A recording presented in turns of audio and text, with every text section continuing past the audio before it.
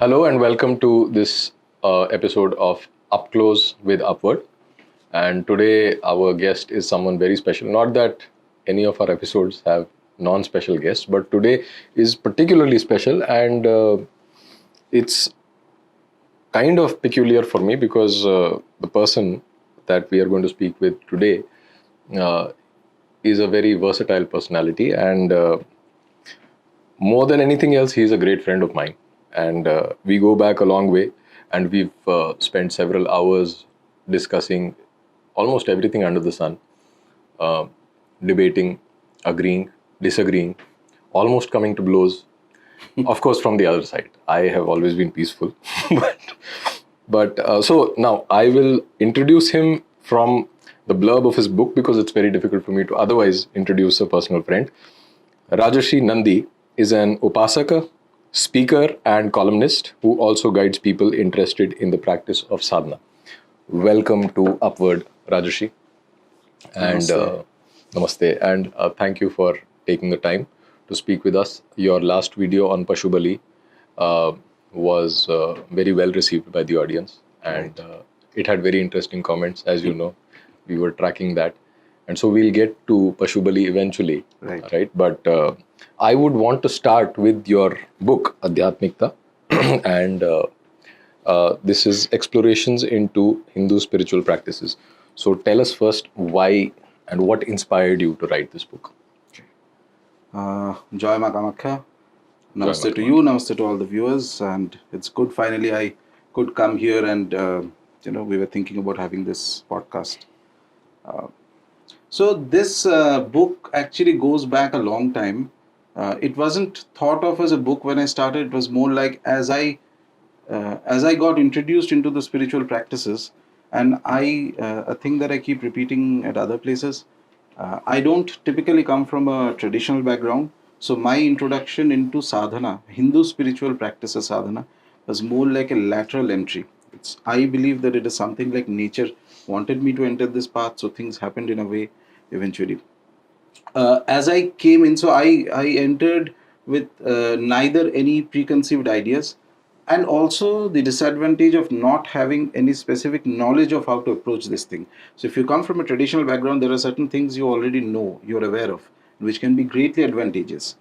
At the same time, it may be a bit disadvantageous in certain cases where people may have a bias towards things where he or she has been taught that you follow this because it is traditional to follow, whether you understand or not. And what I've seen in certain cases, especially that teenage years is a time when people become a bit rebellious. So if you have been given a certain set of doctrines and ideas you followed from childhood, it's possible that at that time you may actually just feel like revolting, that no, I don't like this, you don't particularly understand this, etc.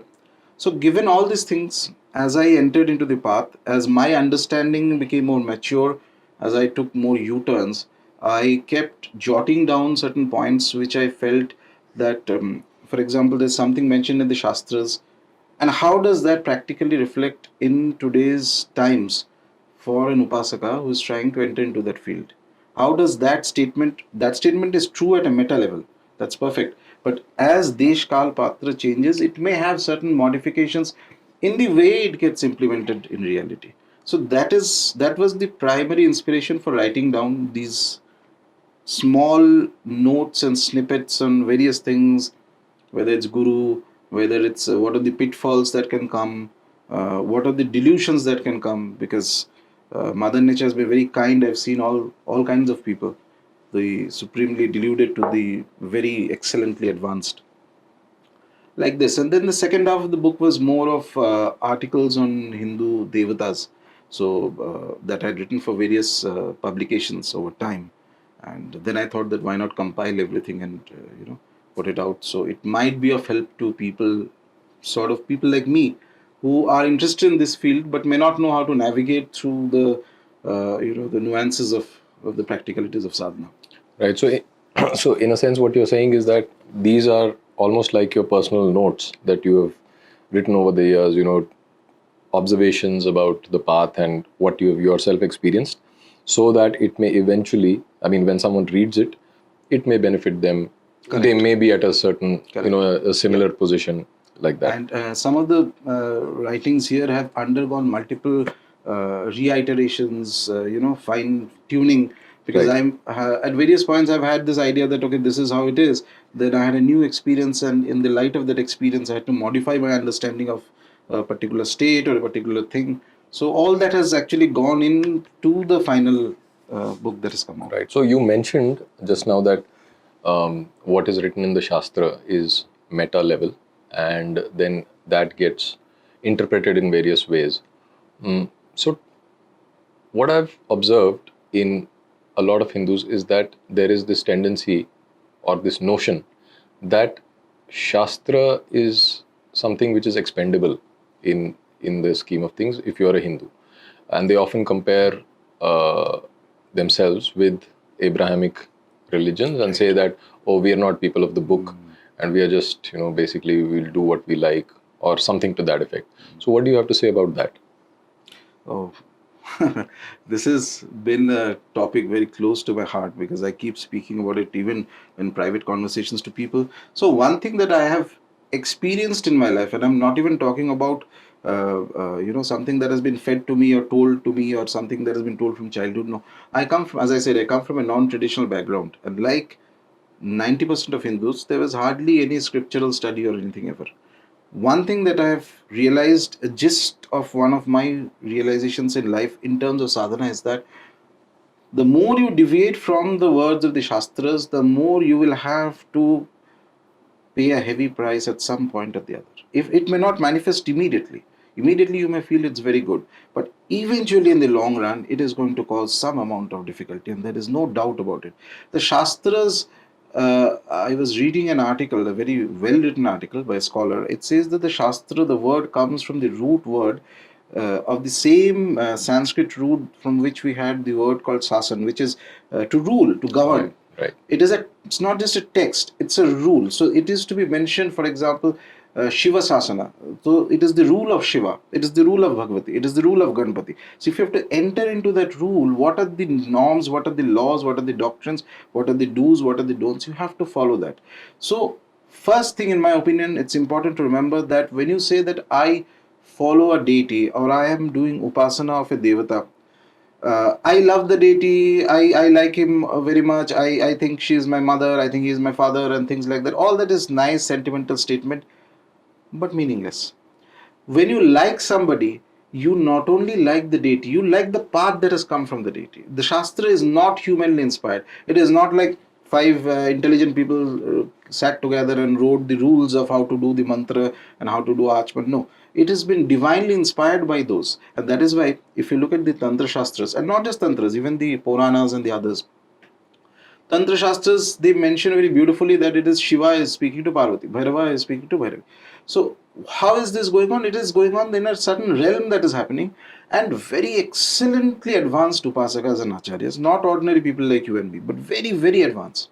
In their meditative state, the conversation of Shiva and Parvati is poured down into his or her consciousness, and then they write down in a flow. Okay, so this is how it is coming, this is how it is coming. So it is actually them who are, it is not the acharya who is writing it. Just in the same manner we say in the Mimamsa that the Vedic verses are apaurushya. Why? Because the rishi is not writing it, rishi is just seeing it from the ether and writing He's it just out. transmitting it. Exactly. So there is no, it's like there is no human intervention in this, something very grand. So whenever there is a upasana of a devata, primary thing is that you have to follow the path laid down with the Shastra. You cannot do it the way you want it. It is a bit like I like my father, but I don't listen to anything that he says. So what kind of love is that? Correct. Okay, that is just selfishness, in my opinion. And in the same vein, in this context, I feel that for the last 70 years, there's a very unfortunate situation we find ourselves in, where Hindus, by and large, have almost stopped reading Shastras. Okay, max to max, what is there is a little bit of, and I'm saying this is for 95% people, 5% maybe exceptions.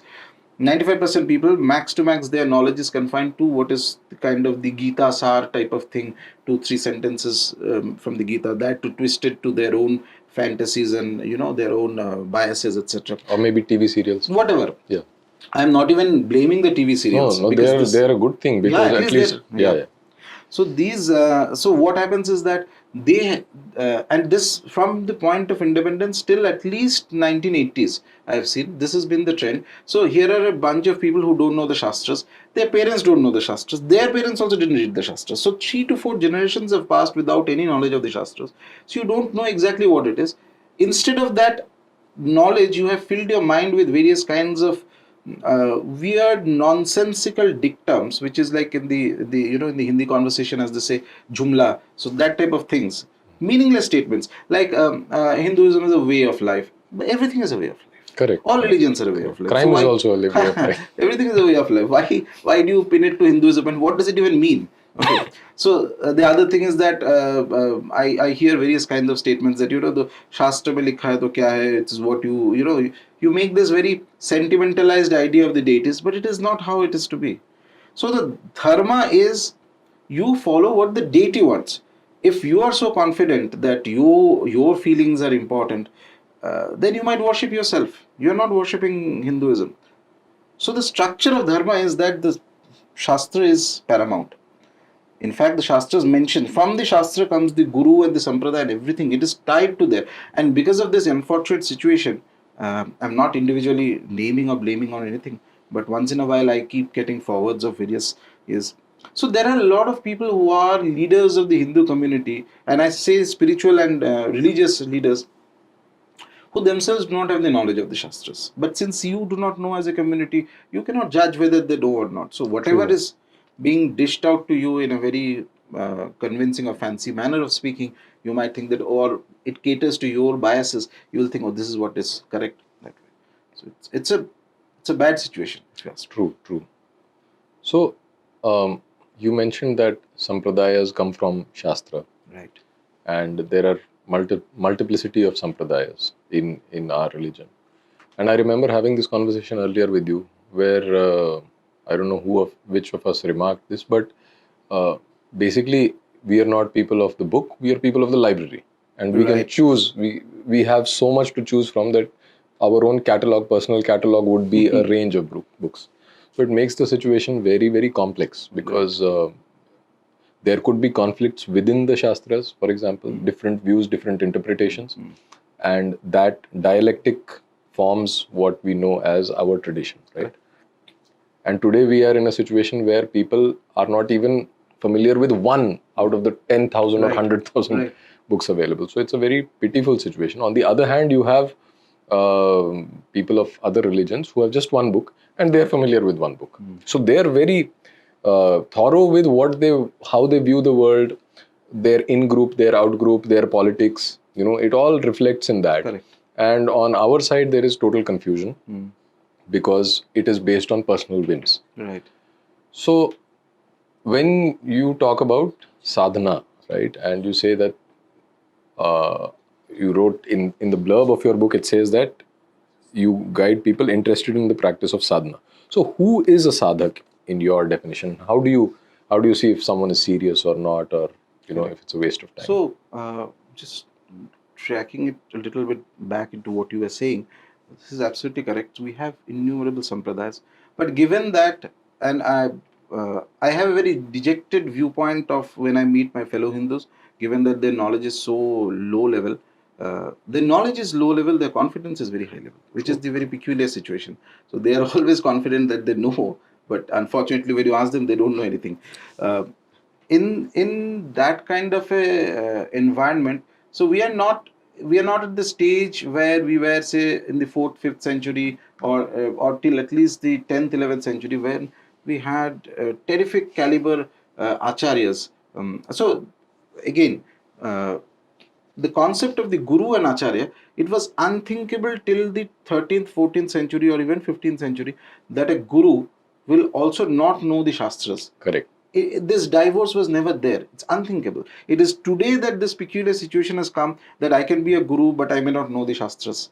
ये तो मतलब असंभव है. It's a broken down situation. Broken down True. situation. I mean, I can just imagine that if we go back and if we were by some miracle meet these great acharyas we had, whether it's Shankara, and I'm not even talking about specific sampradaya, Shankara, Ramanujacharya, Madhvacharya, or the other Vallabhacharya, or any of the, or even the tantric acharyas like Avinav Gupta and all, and you just tell them this, that boss, you are a guru, but I don't know the Shastras. Imagine the reaction that will come. Okay, it's unthinkable. It's like how can you even think of something?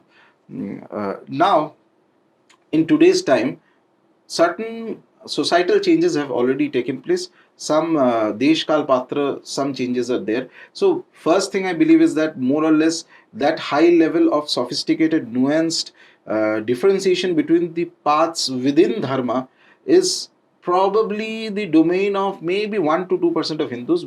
Rest of the people simply neither have the time nor the mental capacity to understand and appreciate it in its full nuance. I mean, some of the arguments that these two have till the Buddha scholars versus Nagarjuna, and then others versus the Mimamsa and the Nyayaka scholars, and each of the points just to go argument, counter argument, counter argument. It would be amazing if you appreciate that. There's nothing like it in the world. It's like in a different zone altogether. Okay. Right. Compared to that, today's 20th century way of life, it is like a degradation we cannot even understand. Okay, True. the jump, the fall is so high. So we cannot go too. I feel that today the time is such that we cannot go too much into the theoretical aspects. What is more crucial to dharma, and it is my own perception of it through experiences, that whatever be the philosophical or the doctrinal basis of the different sampradayas, the core of dharma is upasana of deities, and that is across all paths with it. Whether you are doing a Vedic Upasana, there will be Vedic deities, Puranic Upasana, Puranic deities, Tantric Upasana, Tantric Devatas are there. Any even paths which are supposedly yogic paths, okay, Raj Yoga and all that, even there will always be entry of some of the other Devata Anugraha or nothing else to Ishvara Anugraha. True. There is a deity somewhere or the other that comes into the picture, because our whole culture, if we boil it down to one sentence, it is like, how do I translate the realm of the gods into the realm of the human plane?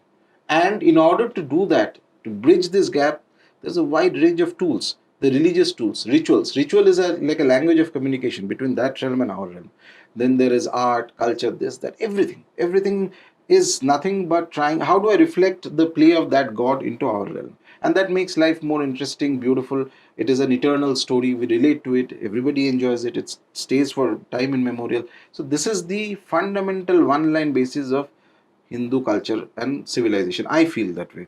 Now, given that, the crux of sadhana is basically Devata Upasana. What I feel, so what I teach people also is that how to connect to specific deities. What is it that is required for an individual in today's time, so that he is able to, over time, if he continues certain practices within the guidelines that is given to us by the Shastras, and without complicating too much, but which is possible for somebody to do, because Shastras give a wide range of practices, something for the novice and something for the absolute expert also. So choose something that is for the novice, continue going there till you develop a personal, genuine, authentic equation with the deity. Become an upasaka of the devata. Upasaka means somebody who serves, loves, connects to the deity with the aim that you will attain eventually a certain degree of communion with the devata. That is very important. That is absolutely important, that sense of communion. So here upasaka is different from a paurohitam. So paurohitam is doing the officiating priestly activity in the temple, which is wonderful in its own way. It has its own domain, but that need not be upasana. True. Okay. So upasana is basically, I feel that the more people become oriented towards upasana, they will start appreciating the Shastras, because without Shastras you cannot do upasana. And Devata upasana, not Abstract, not abstract. abstract things. It has to be Devata upasana. And as one keeps going there, it makes your life richer and more fulfilled. When it's a thing that has been experienced over centuries, and it is going on now, and it will go on in the future as well. So this actually throws up many interesting questions in my mind and some responses. So when we say upasana, right, and sadhana, now we've already talked about how complex the whole system is. Correct. How demanding, how rigorous it is, right? And given the kind of lifestyle that people have these days, in my opinion, it is a little delusional to expect the masses to become sadhaks in that sense, right? So my question to you is, how do you look at this problem where, okay, you have a bunch of people, you have a certain percentage of the population who's into serious upasana. What happens to the others? How do they deal with, and how do they get oriented with Hindu Dharma? Right. So, first of all, I feel that there is a certain amount of bias in the usage of the word sadhana that we do normally, and that's based on certain reasons. One of the biases that we assume that a person is a sadhak means he is going to go right to the top of the field or something like that. No. So, in any field, not just sadhana, whether whatever is the field, if you have to go right to the, say, 0 to 100 is the whole path, suppose, though I feel that sadhana is a path, there is no limit to how much you can reach. So let's say for the sake of conversation, 0 to 100. Moment you reach beyond 70, then that becomes the central theme of your life. Everything else that you do or do not do will be governed by that central theme. And that goes for all fields. Whether you are a very good physicist, you are a sports person, you are a musician, you are anything else. The moment something takes, you reach, you see that you have the gift of taking yourself to the level which is 70% at least, which means that you are more or less better than just about 70% people in this field, which is exceptional. Then you have to take it more seriously. Then that's like a signal from nature. Then there are other repercussions of it. We are not talking about those 70% type of people. For them, there is nothing to worry. Nature is always there to take care. I am interested in the average person. So average person, up till say 30% of the path, 30-35% of the path, you can easily carry that on along with leading your normal life. Okay, whatever is your secular profession and other things that you're doing, etc. Only thing that is required is first a change in the mindset, in terms of that you don't do a thing mechanically because somebody told you to do, because you have seen your parents doing. All that is those are very valid and good reasons to do, because there's a cultural transmission that happens. But add to it a certain X factor. Why I am doing this? Because it is going to help me connect to the deity at some point, and there is a certain joy in that connection. Okay, there's a certain joy, a fulfillment and expansion of life. It makes you feel vigorous in a way you cannot imagine. Your life that you were leading suddenly becomes way more alive when you are able to connect to a non-physical deity, a devata like this, a huge cosmic devata, etc. Now I believe that the key to reaching that state, and this is, mind you, not a I'm not this is not at all a radical belief or anything, like it's not something I've discovered and nobody else knew. No, everybody knew this. I don't know why people didn't put enough stress on this, or maybe they did, I didn't know. So original Vedic path was like this. 80% of the path is meant for people who are leading a family life. So moment you're leading a family life, you're already part of the system of society. Now after that, once you're part of the society, so what profession you do or what role, according to whatever other measures it has been set, but more or less you are not leaving society and going. The path that emphasized sannyasa, leaving society, the shamanas, these are different paths from ours. In fact, because of that, there is a certain difference in the perspective of karma and dharma. It's something I'd spoken of in one of the talks. So our system, very briefly, is that When you say our, you're talking about Hindu Dharma. Hindu Dharma, the original Aryans, the Arya, not as a race, the gentlemen, not as in a Samaj, the original Arya. Right. Okay? The Sanatana Dharma. Sanatana Aryas who were there, their religion, their path, their dharma was that dharma is primary. From dharma comes karma. Why? Very simple logic. If karma becomes primary, then, and it is unfortunate, if karma becomes primary, then for every action you have to first think that what is the repercussion that is going to come to that action, right? So that thinking process is valid if your aim is that finally I need to get out of the system. Okay, so that means you are a sannyasi or a shramana, basically. So if getting out of the system is the aim for a sannyasi or a shramana, then you think in terms of karma. Then you think that, okay, I don't want to do this thing because this is going to cause a suffering, or a negative impact of karmic chain is going to come to me, and that is going to tie my path and not let me advance further. That is the thinking process of those paths where you have to finally end in some transcendentalism outside of the world. You become a sannyasi, you don't need a family life and all that, etc. But ours was not that, because very simply, if that is the way, then the whole Gita is meaningless. Right. There is no point in telling anything, because the final logic is that you are going to kill, and you are going to kill powerful people, your relatives, your gurus. In fact, Guru Hatya is one of the worst crimes that is possible. Mahabab, you are going to kill your gurus. Why do that? What does it matter whether you can? Krishna could have said, no, what does it matter who wins? ये तुम फिर जंगल चले जाओ ध्यान करने लगो. Correct. क्या कोई जरूरत नहीं है. Correct. That is the way of thinking if karma is most important. But he doesn't do that. He gives a fantastic discourse step by step. And the book should be read, I feel that fully, not as piecemeal 1-2 sentences here and there. And then it gives a collective picture of the whole scene. And then it tells him that, okay, now you do what you feel is correct. But by that time, he's already convinced that, okay, I have to fight. Because it has come to that point in time where the dharma is now the war. So the primary object is, let's follow the dharma. Then the karma will take care of itself eventually. Right. This was our thinking originally, but unfortunately, due to various circumstances, I feel the average Hindu's thinking has completely changed to karma first and dharma second. So they are more worried about ki ye karne se wo hoga, etc., etc. The understanding of dharma has become very lopsided in our society. Coming back to the question, if a person who is interested in sadhana, so for a sadhak, for somebody who thinks like a sadhak, when I say sadhak, I don't mean somebody who has to leave everything and sit for 10 hours a day and do, no. Even if you do half an hour a day, certain practices, but guided by the Shastras, what is there, and you carry on unbroken for 2-3 years, something like that, there's a very good chance that the Devata whom you're worshipping will provide you some inspiration, something like that, and allow you to go ahead and open more paths for you. So that is the most interesting part. So that will allow you to lead a more fulfilled life in all aspects. Because ours is dharma, artha, kama and moksha. Moksha comes at the end. No need to put moksha right at the beginning. Okay. So let's have dharma, let's have artha, let's have kama. All like a complete individual, well integrated into society. And for this, the fuel that comes is from Devata Upasana. If there are, say, bunch of people, 10-15 who are gifted in this because of past things they might have done in past lives, then to nature will eventually take care of them. True.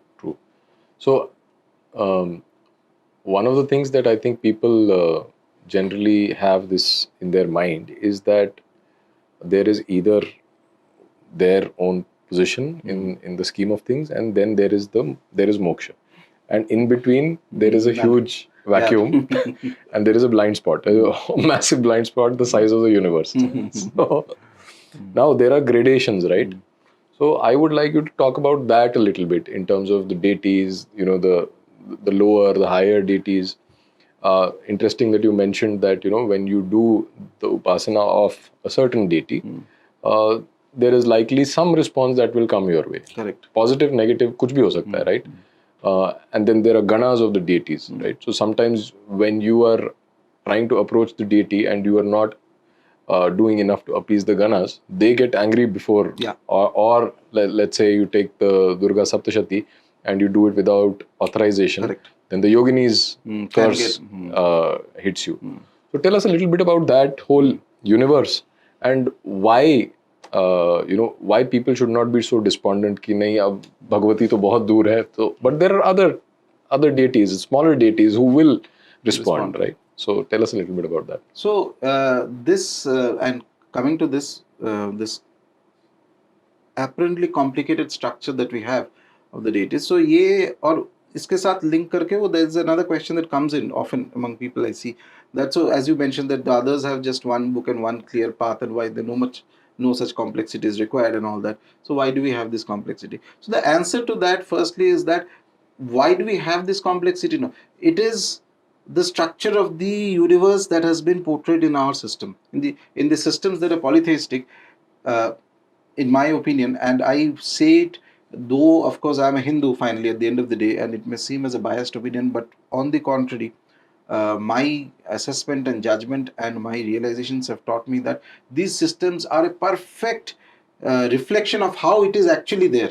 Correct. It is not somebody just created add some yoginis here and add some kshetrapalas here just to make it more complex. No. It is the way it is. Just like that, imagine you are entering into a large company, IT company, engineering you finish, enter into an IT company, okay. So do you think that you are as a junior, I don't know, whatever subordinate role, and some 3-4 months you will have those probation or whatever periods. So are you going to report to the CEO of the company? If you make a demand, no, मैं किसी और के साथ बात नहीं करूँगा, I will only speak to the CEO, you'll be thrown out immediately. Right. There's a whole hierarchy of people there. You have your boss, boss has his boss, boss has his boss, etc. Then there are directors, this vertical versus that vertical versus this vertical. Constantly there are directions. This is a mini replica of how the universe functions. Correct. How the world of deities functions. Imagine that each of the heads of each of the divisions or the directors or things are the great gods. Okay. They have a mutual understanding, but they have their domains also. Right. Okay. This is the real, it is a real mapping of the universe. And the real mapping is more complicated than you think. And as some great men used to say that if something is more complicated and you try to dumb it down, then eventually it is not truthful anymore. Now, given this kind of a hierarchy, so the original system, so coming to the question of can every deity will have his or her ganas, specifically the higher deities. Okay, higher means the ones we broadly consider as the great gods. Shiva, Durga, Kali, Vishnu, Ganpati, all these are great gods. So they have a whole retinue of Parivar Devatas and Ganas surrounding them, and each of them have to be appeased before reaching them. So it is like this. It is not so simple as just worshipping a deity. If you're worshipping Ma Durga, or if you're specifically in the tantric path when the worship is done, so each realm of these beings have to be satisfied. Give them some offering. Okay. So the question is that if I worship the main deity, would that not be enough? No, it will not be enough for the simple reason the deity is aware of you worship. But the Devata is aware of thousands of other people worshipping also. And the Devata is aware of millions of other beings worshipping, mind you. It's not only the humans that are worshipping. Some of these Devatas are so powerful that there are other beings in other realms, they also worship the same deities. So those worship is going on. But it has this thing, it is like this, there's a test and a commitment required of the individual before the Devata will respond. Because the Devatas are, from our perspective, almost infinite. They have been here way before humans came into the picture. And tomorrow, by some magic, if human race is destroyed completely, even then the deities will survive. So what, it is like the divine mother, like Ma Durga. She might be aware that you are worshipping, but there is a test and a commitment that has to be seen. So she will see these ganas around the deities did not become ganas just like that. You and I are not the ganas. These are the ganas because they have done that type of karma related to the deity to be elevated to that level. So they have a right to first sort of kind of check, in a way, if you say, that what is the true intent of this individual, why is he or she calling that individual. And the other that happens is that if your sadhana is correctly being done, the moment you are doing upasana of the devata, that space will start acquiring some tattva of the deity, some energy of the deity. And moment a certain critical level of that energy builds up in your space, so your puja room or wherever you're doing, these ganas will immediately get aware that there is somebody who is trying and who has reached this critical level. So they will be the first ones to come and check ki ho kya raha hai yahan. Why are you calling? What do you want? It's like that. What is your true intention? Audit karenge. Sort of. And they will try to, and one of their roles, and very interestingly, is to dissuade you from the sadhana. Right. Because they are not, it is to be looked at as the test of commitment. Because you can fool yourself, you can fool your friends, you can even fool your gurus. These days it's very easy actually. Gurus are finally human beings also. But you can never fool nature, you can never fool a devata. When a deity sees you, he or she doesn't see you as you are, sees from 10 lifetimes where you have come, what you have done, and where you are going. Okay, everything it sees. Okay, so there's no question of fooling a deity. So it requires a complete test of authenticity, commitment from the soul, from the Jivatma, before the Devata decides that no, okay, now I like this guy. Now I'm going to respond to him. This is one thing. And other thing is that it prepares your mind and body.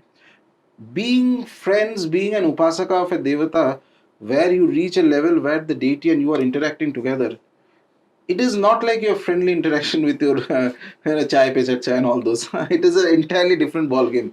I read this very beautiful line in a book, and I completely endorse that line. If I remember, it was the Aghora books. I can't exactly recall. Says that be careful of making friends with fire, water, yogis, and kings. Okay. Why? That is because fire, water are strong elements. Okay. If you become friends with them, you have to honor them. Honoring is a very important part of the friendship. Same way with yogis and kings. So if you become friends with a king, all right, fine. But suddenly in one casual moment, you may say something and the king may take offense and off with your head. Okay. Same with yogis. Yogi means somebody who has attained to that level of power. Same with the Devatas also, in my opinion. So that by going through the process, you build yourself up and it transforms you internally. That is why are we doing the sadhana? What is the aim of the sadhana? Only one line answer is that human life is suffering. Whether anybody likes it, whatever religion, bottom line of this is that if you are born in the Manushya Yoni, in the Mrityu Loka, somewhere or the other you will suffer. Avatars have suffered, Sri Rama has suffered, Krishna had suffered, is born in a jail, etc. So who are we to claim that we will not suffer? True. So in order to get out of that suffering, how do we do that? You do the upasana of the Devata. Devata slowly remakes you in the reflection of the deity. And then suppose you are that good, you reach that state, which is what we call Jivan Mukta Avastha in the Vedantic angle. From this side of Devata Upasana, you become a reflection of the deity. It's like you are human, you're here, but it's like a god walking among humans. You are not tied by those sufferings of the human plane anymore. It's a entirely different perspective. It's like the deity's perspective and our perspective is as different as, if I may quote, paraphrase Sri Aurobindo's writings, he says that the way a deity looks and the way a human looks, the difference is almost between a human and a lizard. Right. That difference in perspective, imagine. What does a lizard think is happening and what does a human being think? Similarly, what you and I think and what a Devata thinks is exactly that difference. Right. So in that perspective, then you are not bound by the human sorrows. आज मुझे job नहीं लग रहा है, आज तबीयत खराब लग रहा है, आज इससे बात हुआ, झगड़ा हुआ. All these things are irrelevant, and that is the only key to happiness. Right. So in that sense, when we talk about people wanting to do upasana, serious upasana, even if it's just a minor part of their lives, then it becomes abundantly clear that the only guide to the whole endeavor is ultimately the Shastra. And even if you have a guru, the guru also has to give the praman of the Shastra. Correct. So it gets back to the same point. Now, the complexity of the system could be intimidating, and people might think that, oh, ab main ye kar lunga to kya hoga, right? So a lot of people have this question, and I think you have addressed this in some other talks of yours as well, but I would like you to elaborate on that a little bit. Is a lot of people get intimidated by this whole bombardment of information that मैं हाथ भी उठाऊंगा तो कुछ गलत हो सकता है, right? So how do they start? I mean, let's start with the working assumption that an ordinary person today, a Hindu, does not have access to the Shastras. He does not know Sanskrit. He does not have a guru, and there is no family culture of proper upasana anymore. So how do they start? So coming to the topic of actually doing sadhana, yes, there are rules, there are do's and don'ts and all that. And like in any field, the complexity becomes more sophisticated and more, the challenges become more intense as one goes higher in the field. But I am talking about somebody where he or she is starting on the path. So nature has this understanding has to be there, first of all, that nature has a certain degree of, for lack of better words, empathy and kindness on a person who starts off the sadhana. So even if you make a little bit of mistakes, it is not going to be very damaging to you. It is very important, first of all, that the mind has to be clear that, okay, I want to do this sadhana. Number one. Number two is that there are so many sadhanas which are given for people who come, who may not have a guru for first and foremost. They can still pursue those sadhanas, and there is absolutely zero chance of any negative or harm that can happen because of the sadhana. Once in a while, if you see that there is any negative happening, that is most likely due to some other reason, but your mind is not able to figure that out, so it's unfortunately interpolating it towards your sadhana.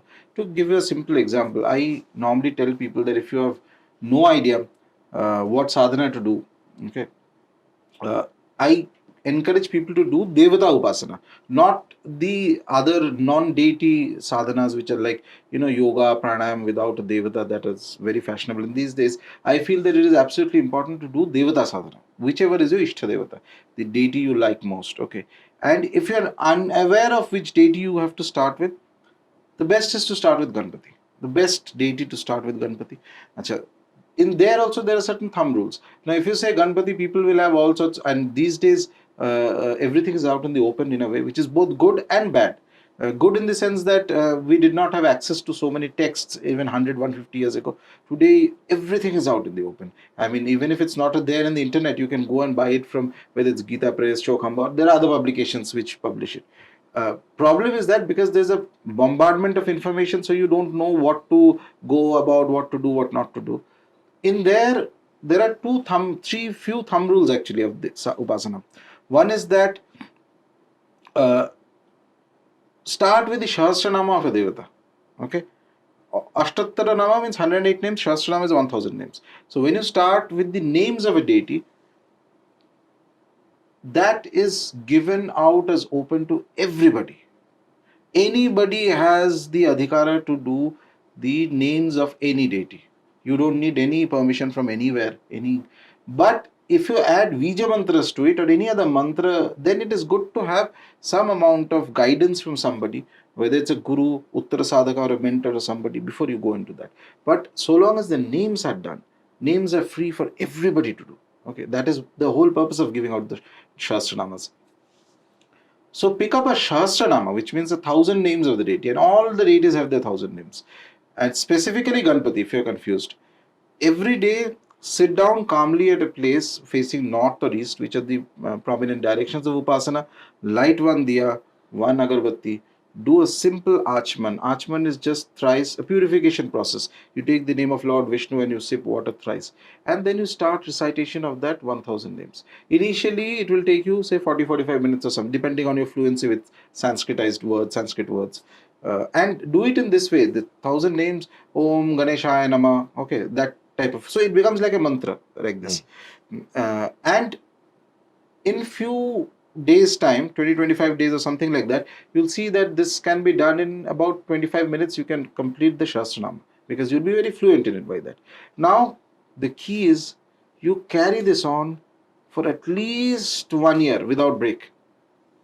At least 1 year without break. Come whatever happens, don't have any expectations about material life, in the sense that don't tie this to your material life things. Material life may go well and may not go well, whatever else. It depends on various karmic factors and the grahas and things like that. But just carry this on. This is like a thing that can only benefit you. It is never going to cause you anything harm. Worst case means what? You will not experience anything, which is okay. But it is never going to cause you any harm. Okay. So you carry this on. Along with it, you, after a few months, 3 months of recitation like this, you decide that now I want to take this particular sadhana to a little bit higher level. So what you do is find out which is the next step, is that along with the Shastra Nama, you might want to add any stotra of Ganpati. Okay. Anything. Number 3 you can do is that you visit every 6 months or maybe once a year at least. Minimum once a year. 6 months is very good if you do it. Visit a powerful kshetra of the Devata, wherever it is, okay, in India, whichever place, say Ganpati temple you visit, you stay there for 3 nights, close to that, and you do the same sadhana there. So by that time your Shastranama is very fluent.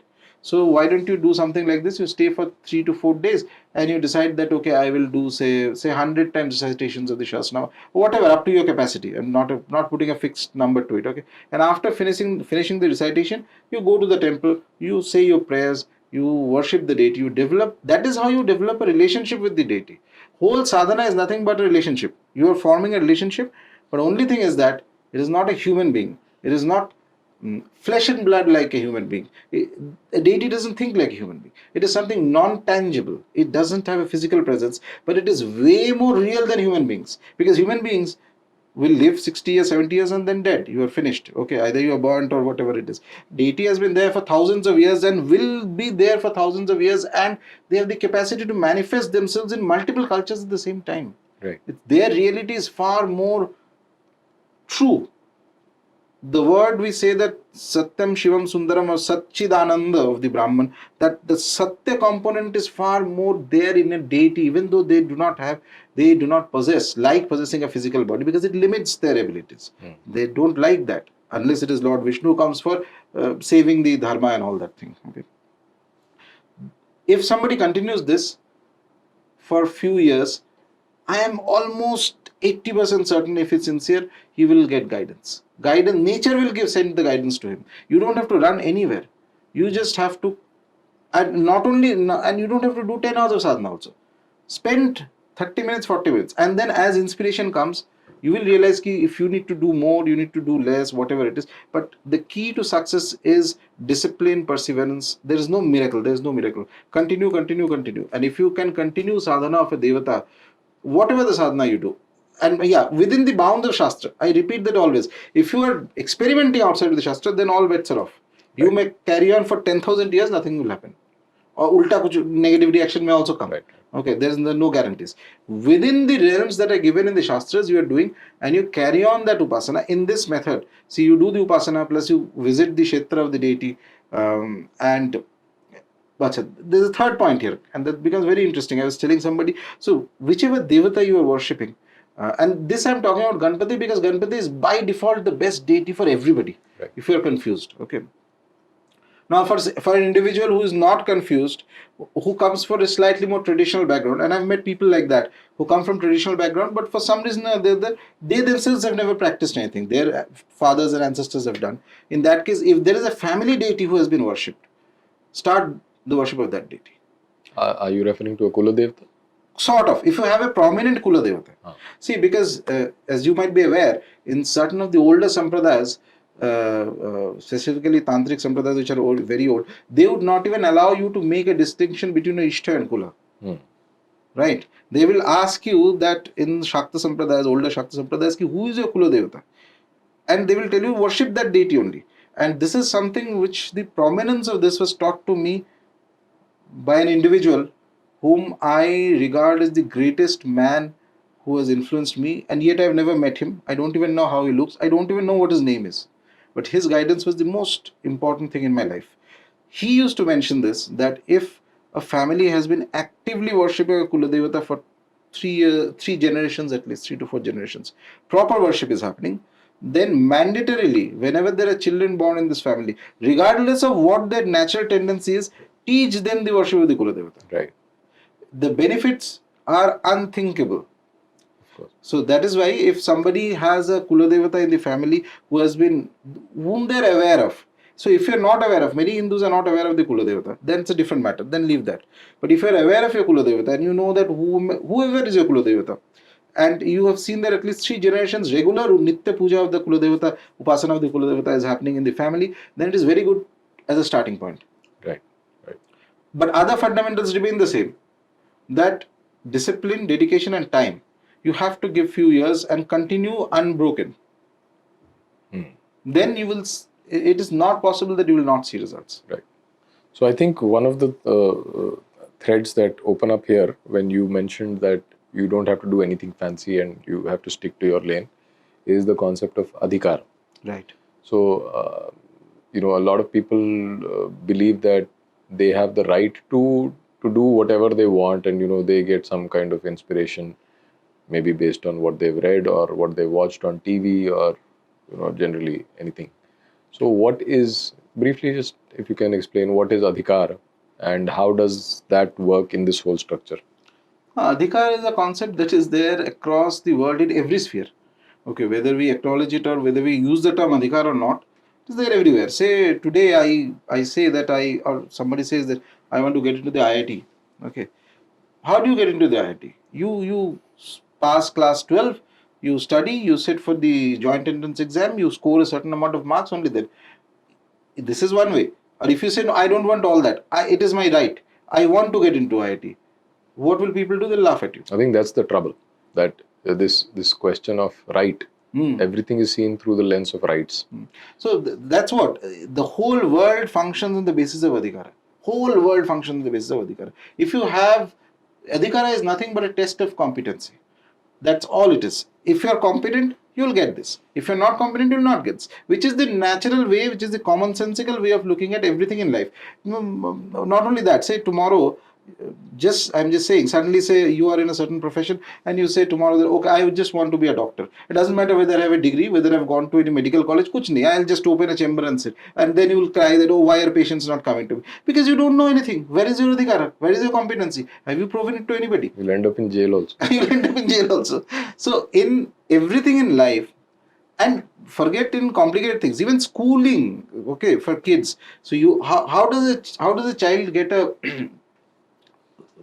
class, 10th exam and all that? So you have to enter into a school, which means that you have to go there, or whatever entrance test or whatever else is there. So that is nothing but doing a basic check on the adhikara, if the child can enter into that field. Whole nature works on this principle, and that is equally important in the sphere of spirituality. I don't know why people have this fancy idea and completely absurd idea that everything is open for everybody. No, so it is, you have theoretically, you have an open opportunity for everything, but there are two factors to be taken into account. A, time. You cannot ask that I want it immediately. If you want it immediately, you prove your competence immediately. If you cannot prove your competence, no problem. You will not get it. And even if you are forced into such a thing, and here is the brutal execution of nature, and why nature is such a wonderful, terrific deity in herself. Nature is the first manifestation of the deity we call Bhagavati. Okay, it is not somewhere up in the skies. Oh, people say Bhagavan, they think up. I think it is everywhere around. First manifestation. The immanence is the reality of Shakti. Right. Okay. Her measurement is so accurate. If a person without adhikara enters into a zone, that spiritual zone that requires adhikara, the fall will be so terrific, he or she will be shattered. And I've seen that many times happening. Specifically, to give an example, in the field of Tantra, Sadhana, so there is the krama in which it has to be taken. Okay, Tantra is a wonderful, brilliant field, but it also Shiva mentions that there is a certain adhikara in which the kola tattva comes into the individual. So if someone bypasses that adhikara, that tendencies, that sadhanas have not been done, directly they jump into the kola mark. Kola is the highest of all the marks. It's the most wonderful of all the marks. So there will be a fall, because you cannot take that Shakti. You don't have the adhikara to that. To build up to that adhikara, you have to do other sadhanas, all that, and then step by step you reach there. So, same way, for example, even in the Vedic path. So, Vedic path, this adhikara system was very well set. So, how does the adhikara come in? You have the Upanayanam. So, Upanayanam is your first entry point. Okay, it is like a Deeksha. So, after the Upanayanam, you under a guru or a gurukul or whatever the system you want to follow, or guru comes to your house, or you go to the gurukul. In earlier zamanas, it used to be gurukul only. So you go there, you do Veda Dhyana. So Upanayanam gives you the right to do the Veda Dhyana. Okay. Achha. After this, what system was very well defined actually. The three varna who were there, the three varna had their own Vedas. Okay, so each varna will get the Veda and the Shakha and the other transmission of the Veda according from the Guru comes to them. After that, you complete the education, you have the right to do Vedic Karma Kanda. Okay, all the three varnas have the right to do Vedic Karma Kanda according to the branch of the Vedas that was appropriate for them. Okay, only exception was the Brahmin had the right to teach the Vedas to others, whereas the other Varnas cannot teach the Vedas. So basically, you can do your Karma Kanda, which means if you are provided that you have passed through the process and you have demonstrated that you have the adhikara to do Karma Kanda, which means you have learned from your teacher, you have had the Upanayanam and all that, you follow the rules of the Upanayanam that has to be done. So you can do your Karma Kanda, you cannot do Karma Kanda for somebody else. That only the Brahmin can do, and that too not all Brahmins. Those who have been trained in that way. Right. Okay, those who have gone through that process. So adhikara is fundamental to sadhana. In fact, it is so fundamental that at the higher stages one realizes that there are certain experiences that may come to an individual, and when that experience comes, you are not to disclose that experience to anybody. Why? For the simple reason that it violates the adhikara. What adhikara it violates? Nature has given you that experience. If nature wanted everybody to have that experience, nature could have made it happen to everybody. हुआ नहीं ना सबका एक ही जन का हुआ. But you as a fool go ahead and blabber, say, oh, I had this experience. Nature is going to extract a heavy price from you. Nature absolutely ruthless. Nature, she doesn't teach. You can go, I like saying this to people, you can go on the top of the mountain and you can shout your lungs out that this is my right, I want this, I want nirvan, I want this. Karo jitna gala phad ke you want to shout, there is no response that is going to come. Nature doesn't care for you. You, on the other hand, instead of doing all that tamasha, you sit at home, do your sadhana, you demonstrate your adhikara, nirvikalpa samadhi chalte hue aayega tumhare paas. You don't have to go to any mountain. Nature is ruthless in execution of it. And this is the beauty of polytheistic systems. They learn from nature. They see what nature is doing and accordingly they make the rules. What is it that nature allows? So who grants adhikara then?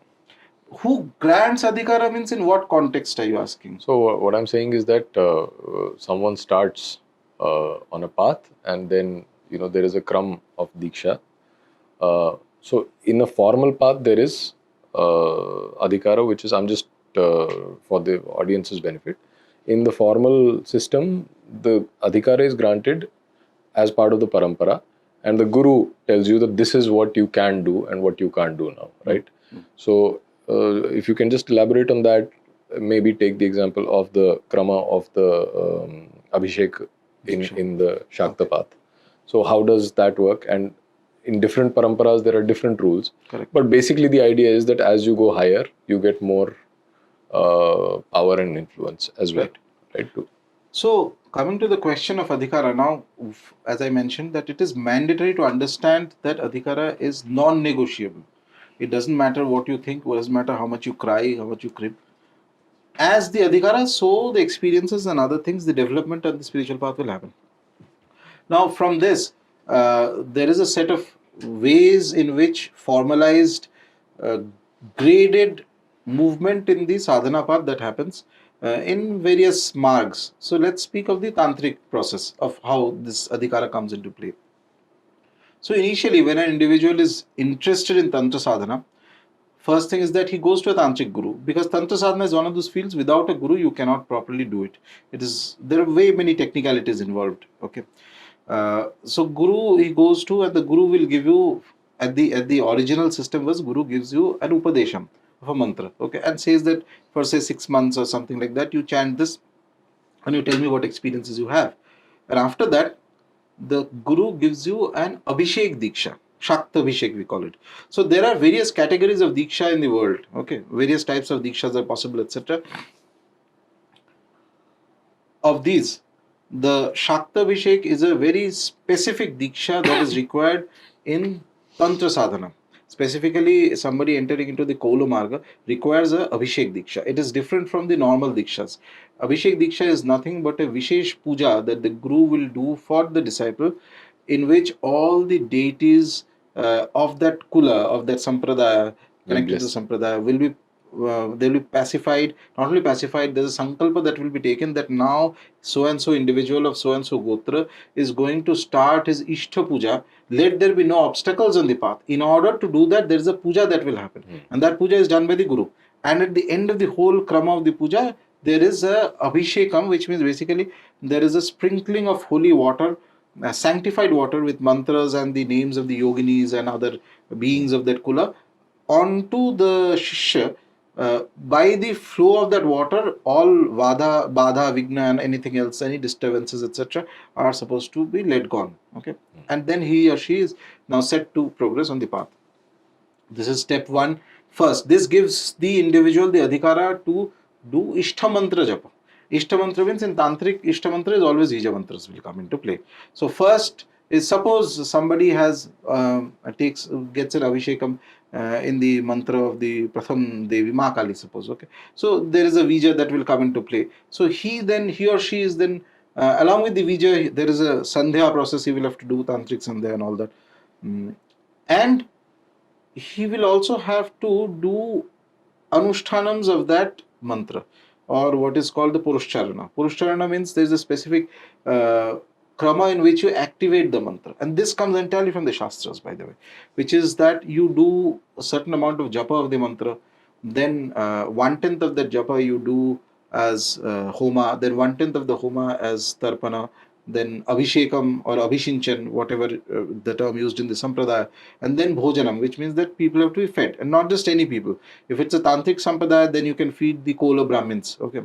And if it is a normal puja that is being done, say of a non-Mahavidya mantra that is done, you can just feed Brahmins, not just any Brahmins, but who are doing at least Sandhya Vandanam, or people who are, in temples and all that, who are connected to religious activities, that type of Brahmins. This whole process is non-negotiable kind of. If you go through this whole process, then it becomes one Purushcharana, and it starts activating the mantra. Like this, at least 3 to 4 Purushcharanas have to be done. Original system in some kulas, they used to demand 7 Purushcharanas.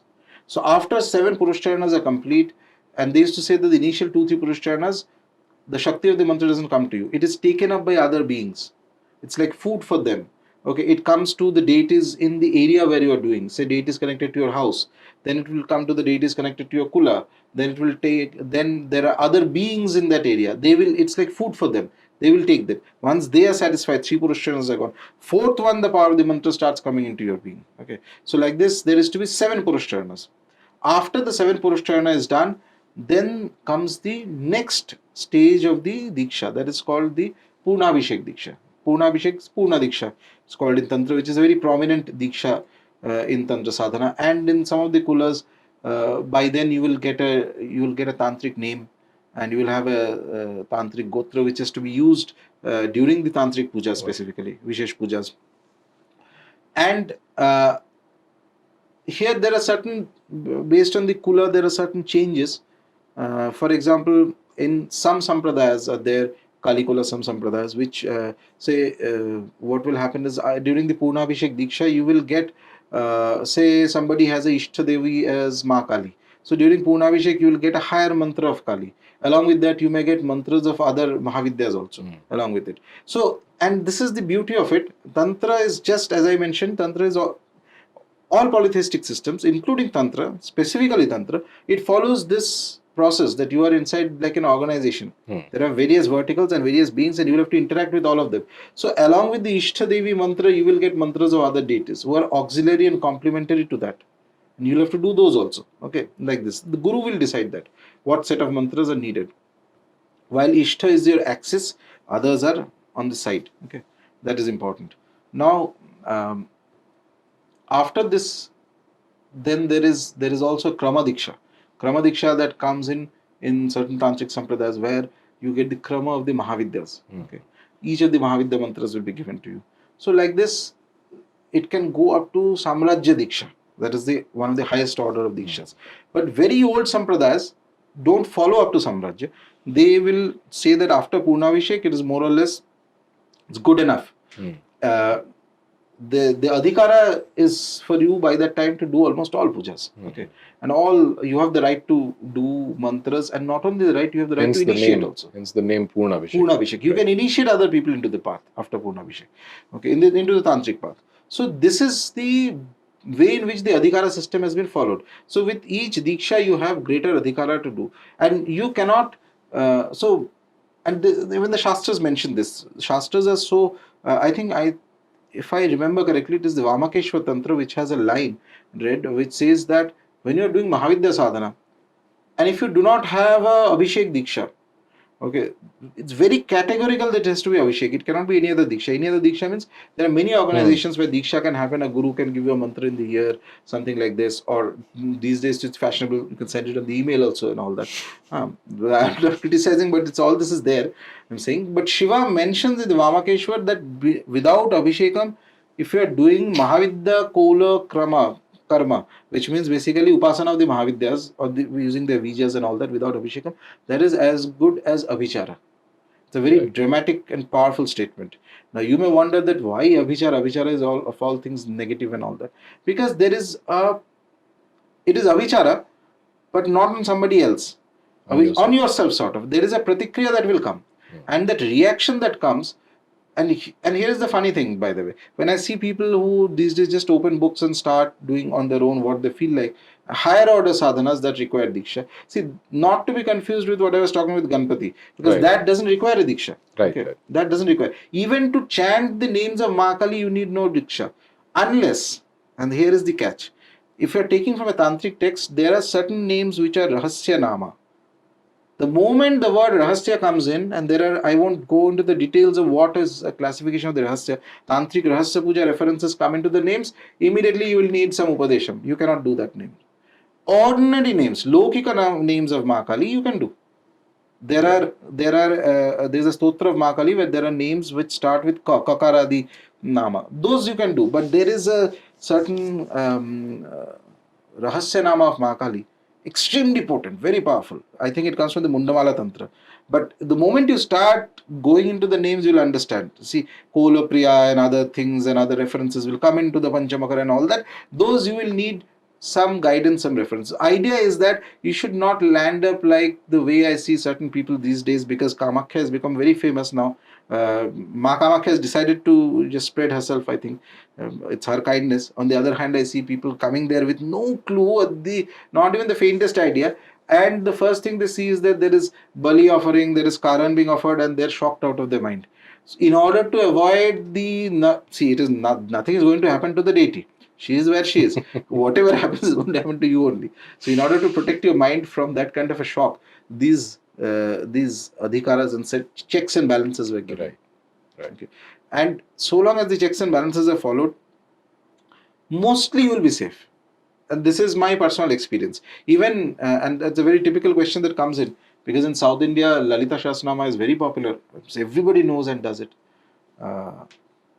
Lalita Shastranama is a very tantric text. In typical course, you cannot do it ideally unless you have Deeksha. But, and here is the catch. Now, see how things become complicated.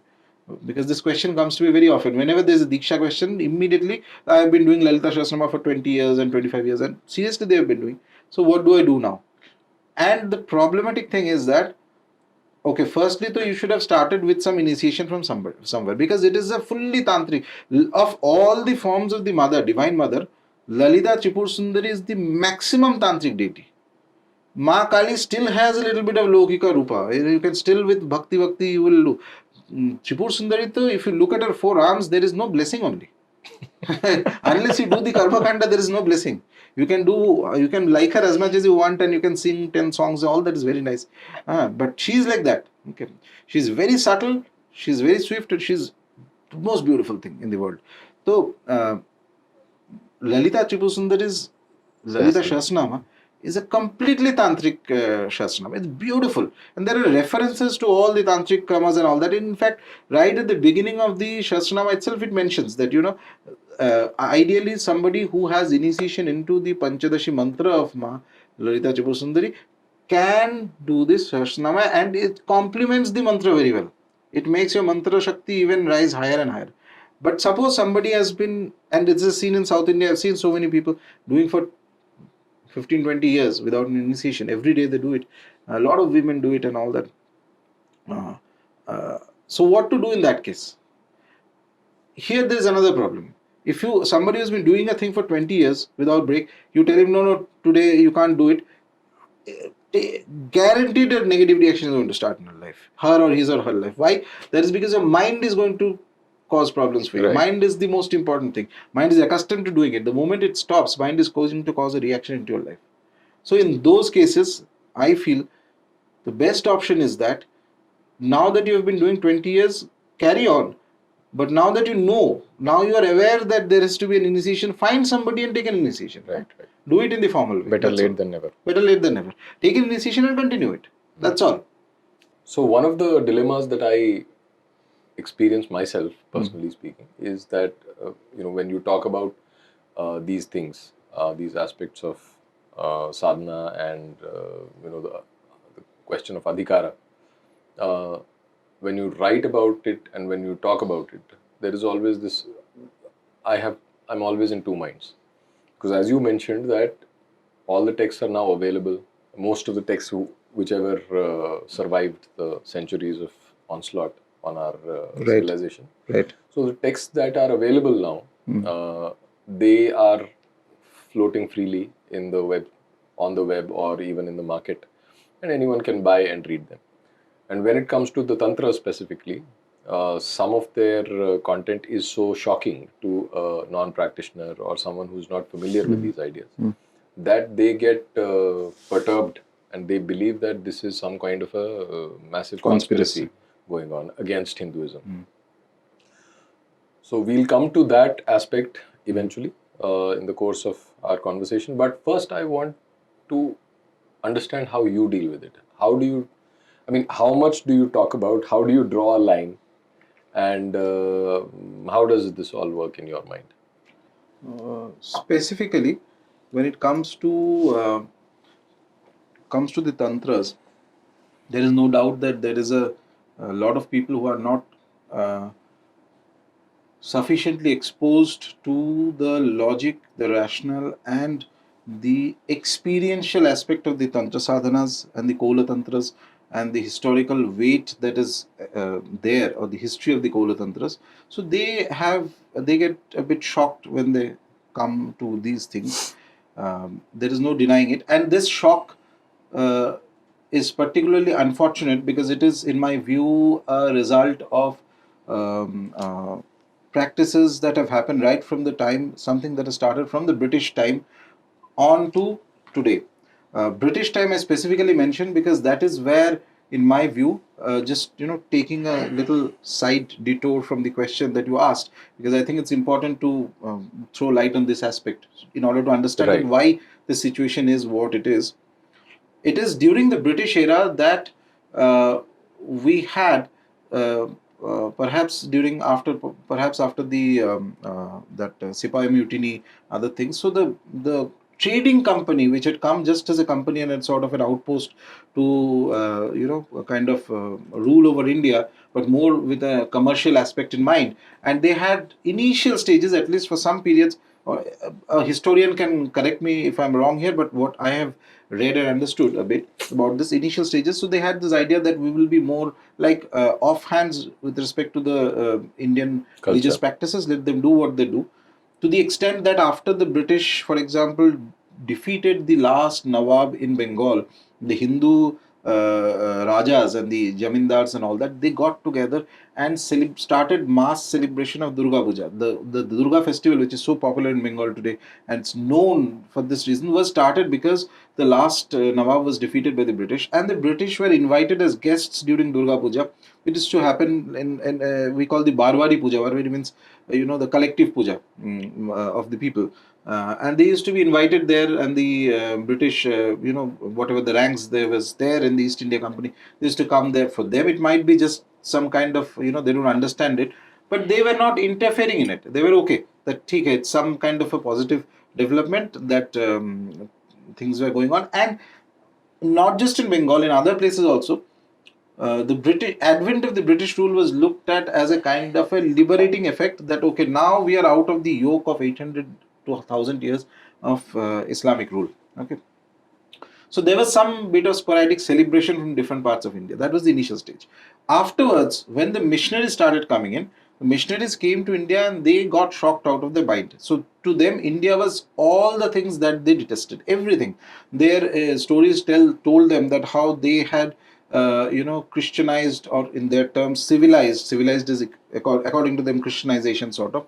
The natives in different places, pagans and the polytheistic religions were removed, their practices were removed. So whatever cultural memories they had of those polytheistic practices, which were all being followed in India by the Hindus at that time.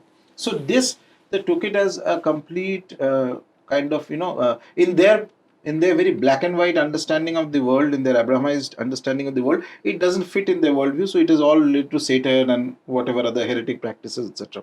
So they started en masse demonizing everything that is Hindus, and particularly the demonization was very severe with respect to the Tantra Shastras, because Tantras are a very vital kind of religious practice. Right. Okay, Tantras are not so much interested in the philosophical orientation of it. There is philosophy there, but primarily the way Hindus have practiced Tantra Shastra is like this. For example, there's a very famous Smritikar in Bengal whose writings are the base for the religious and other social laws of Bengal even today. Though many Bengalis today don't remember his name was Raghunandan Bhatta. He was a terrific Smartha Pandit, and he had written 28 texts of this, and all kinds of texts of religious practices, of Jyotish Shastra, of law and things like that. Even parts of what we have in the Indian law today is taken from things that he had written, okay, compiled digests and all that. So he was a Smartha Brahmin, but his individual practice was Shakta. Similarly, for example, in there is a famous there's a historical famous that in Kamakhya, for example, the kula that is the primary kula of the Bhagavati Kamakhya where Upasana happens. It started few centuries ago by one great Brahmin Acharya from Nodia district in Bengal. His name was Krishnanam Nyayabhagish. Okay, it was called. Now, this term is very interesting. Nyayabhagish means it is a title that is given to somebody who has an expertise in Nyaya Shastra. Nyaya is one of the 6 darshanas. My point is, you could be in any of the darshanas, but your fuel for everything is happening through the Devata Upasana. So Tantra was not so much focused on, okay, you have to believe in the Smartha idea or the Vedantic idea or the Nyaya idea. No, you can have philosophical moorings of your Kula, your Sampradaya, etc. Tantra is more focused on how do I actually approach the Devata and how do I get a direct interaction with the deity. The method of puja, it is a puja paddhati, Tantra. Shiva gives the Tantras exactly like this. He says that I am giving you something for this Kali Yuga, which is the most apt, fastest, easiest and most appropriate system of sadhana for this age, because the other systems were fit for the previous eras. He's not saying that they're wrong, saying that for this age Tantra is the thing. Now what happened is that to the Christian padres and all those who came, Tantra was like a shock to their nervous system. What the hell is happening? They can't understand anything. First, there are fierce-looking deities, and Bengal was the capital of that time. So Ma Kali is in there. Even now, they don't understand what is Kali. Okay, so to them it was like some kind of a devil worship is going on and things like that. There are sacrifices happening. This, that. There are fire rituals. It just made no sense to them, and they started en masse demonizing this. Now, there are many Hindu leaders of those times and people whom I respect very deeply because their positive contributions are tremendous for society, Hindu society in general. But because of the fact that they lived at a time when there was the British yoke, the foreign yoke around us, and perhaps if you and me had lived at that time, we would have had the same influence. Absolutely. Because it's easier now to look back and say, true. But the net effect was that there is a certain kind of Occidental influence in their thinking, and it cannot be denied. I believe it is because more or less subconsciously the idea was that this one set of invaders have ruled us for like 1,000 years. Here is a new set of invaders, and they are going to rule for a long time. Nobody knew when independence is coming. Independence, there's a vague idea that we will get independence, but nobody had a concrete idea that we will be independent. Actually, that realization was not there. It was like someday in future, it could be 100 years more, it could be 500 years more, something like that. Especially after 1905, when the initial, there's a spurt of revolution that happened, revolutionary people of the political scene in India. And it was very brutally curbed. First partition of Bengal that happened, it was pretty brutally curbed and all that by the British. So that stream kind of fizzled out, and then there was the moderate section of the politicians who were moderates were more like it's okay, even if we don't get independence we can have some kind of a compromise with the rulers and some benefits we get and we are happy with that kind of thing. And the average people's mindset was also like that, and I'm talking of Bengal, I'm not even talking of other places. Bengal's contribution was tremendous, but the average mindset was more like, and by the way I'm not blaming them again, because it's normal Correct, human correct. mindset. Correct. Anybody of us, had we lived, they would have had the same kind We of have idea. our own biases. Right, exactly. So their idea was that, let us just develop our life in a way which is more conducive or which matches to some of the ideas of the rulers, so it's easier for us to live and easier for us to do certain activities and get some kind of leeway, things like that. So that's why picking up English was very fast in Bengal areas and Madras areas also, by the way. So what happened, some of the Hindu leaders, they thought that the race is completely withered from within. The whole Hindu population was in a state of general depression. There's no hope, there's nothing, no sprout of energy, nothing. So how do I bring energy? I have to show them that my religion, my understanding, my dharma is also respected and is something important, and that importance comes from outside India. When it comes from outsiders, then it is something really important, because the people who are colonizing you, they are also saying, wow, you have such a fantastic philosophy and all that. So in order to do that, there was a conscious plus subconscious effect to pinpoint and pick up those areas of our dharma. And dharma is a huge banyan tree, few branches from here and there, which is easily presentable to the West. In order to do that, for example, Neo Vedanta came into existence. Neo Vedanta is very different from the old Vedanta. Old Vedanta, and by the way, when I say Neo Vedanta, traditionally if somebody tells you that I am a Vedantin, first question has to be that which flavor of Vedanta, right? Right. There is Dvaita, Advaita, Vishishta Dvaita, Kevala Dvaita, a lot of flavors are there, and each of them is based on very solid principles, doctrines, and texts, and bhashyas and commentaries and spiritual leaders and all that. Absolutely. By default, the Neo Vedantins, for example, one of the typical features is that they assume Vedanta means Advaita. They have no knowledge that there are other Vedanta flavors also. So their version of Advaita was that you randomly pick up few Upanishadic statements and you more or less dumb it down to an idea that okay, Brahman is the highest, deity veities are all niche hai, and we are the worshippers of Brahman. We don't worship gods, because how will you explain deities to foreigners? Their culture doesn't have the concept of deities. Okay, so deity veitini, basically the understanding is that you and me, we are all the same power. Okay, we are all Upanishadic type of. Traditional Vedanta is not like that. Correct. Traditional Advaita Vedanta, who are the leaders of traditional Advaita Vedanta? The four Shankaracharyas. Every day they will do Upasana of Shiva, Chandra, Moleshwara. If everything is Brahman, why do you need to do that? Correct. Okay, they are very clear. Their Sampradayas survived for so long, produced terrific caliber spiritual people. They know exactly what is the transcendental reality and what is the reality here and how it has to be approached and how you cannot extrapolate a reality truth of that level to here and then make a mess out of things, which is not there in the Neo and Pseudo Vedanta streams. Parallel to this, what happened is a complete demonization of Tantra, even by the Hindu leaders. That Tantra is something backward, Tantra is superstitious, Tantra is something we need to get out of as quickly as possible. And in that light, every practice related to Tantra, including whether it's Bali, whether it's anything else, etc., was widely demonized as very, very bad thing, etc., etc., etc. And Kola Tantra became the worst of all the devils, according to them. Okay, so what is going on? All this, they did not understand half the thing. They had no conception of the spiritual merit or demerits of the process, and how to read even the scriptures. They don't know. Thankfully, it was at that time that at least one gentleman who was a Britisher, Sir Arthur Avalon, John Woodruff, who was the Chief Justice of the Calcutta High Court, he developed an interest in Tantra Sadhana. And he had a guru, and who was one of the most respected gurus, acharyas of at that time. He took initiation, Shaktavishak, Purnavishak, Deeksha and all that. And he translated texts and wrote some of the most powerful defenses of Tantra Sadhana and why it is so important today. It is from that era till now, there has been an unbroken demonization of Kola Tantra. And we are at this stage today. I am talking not just of the 19th British era, today's stage, 21st century. So Tantra, how is it looked at? In the West, thankfully there are 5-10% of scholars, Indologist scholars, who have taken an interest in Tantra in the last 30 years.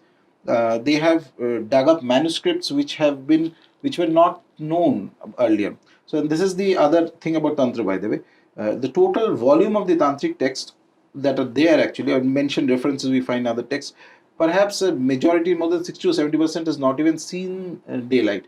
They are there confined as manuscripts either in privately held places or in libraries or other places, etc. So because it used to be passed down through families, okay, it was not openly accessible to others.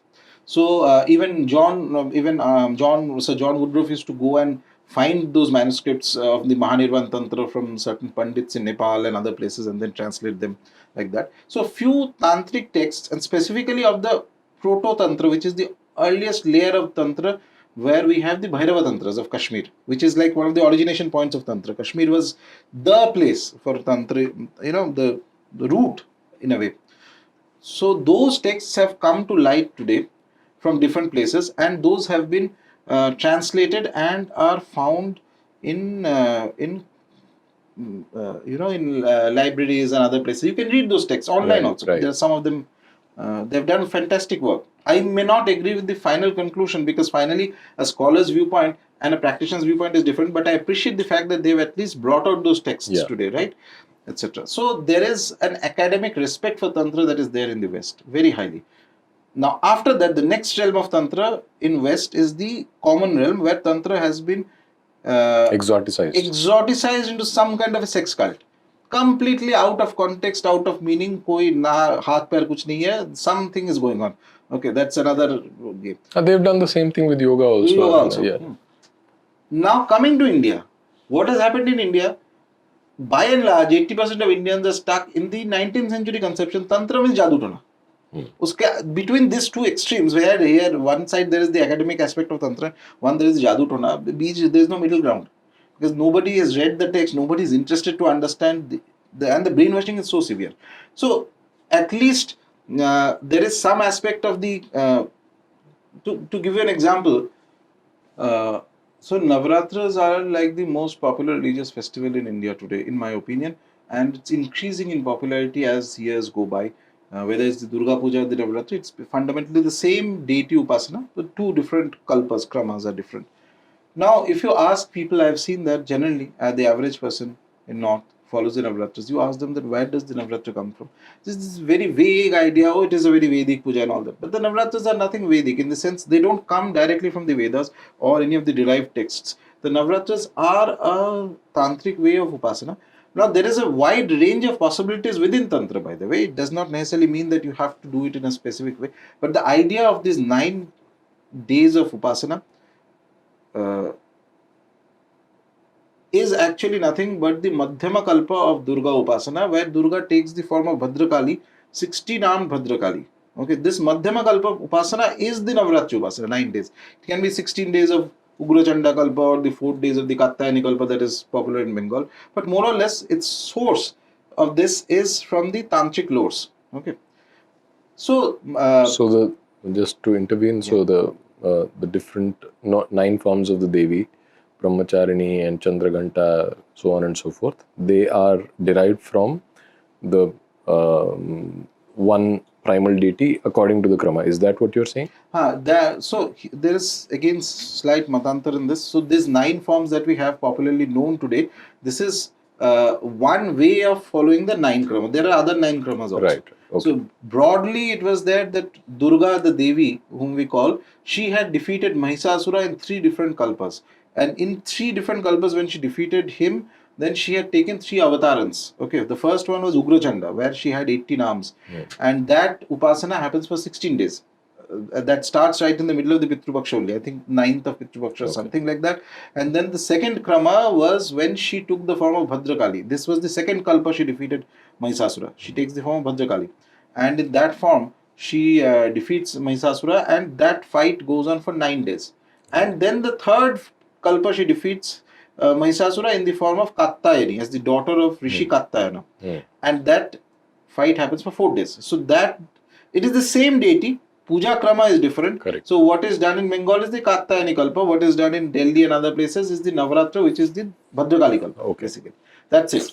But my point is, all of this comes fundamentally from the tantras. The inspiration of this, and imagine it is so powerful that it has become it is the most powerful religious festival in India today, and it is growing and growing as I see it. Okay, because it extends for 9 days. Other religious festivals, even Shivratri and other things, is just 1 day affair. This is 9 days. So people try and maintain some kind of decorum and discipline in their life and things like that, which is good to see, and which also reminds me, and I feel very interesting, that the prediction that is there right at the beginning of the tantras, where Shiva says that as the Kali Yuga progresses, this is going to be the method of upasana. It is already happening. Whether you like it or not, tantra is here. Right?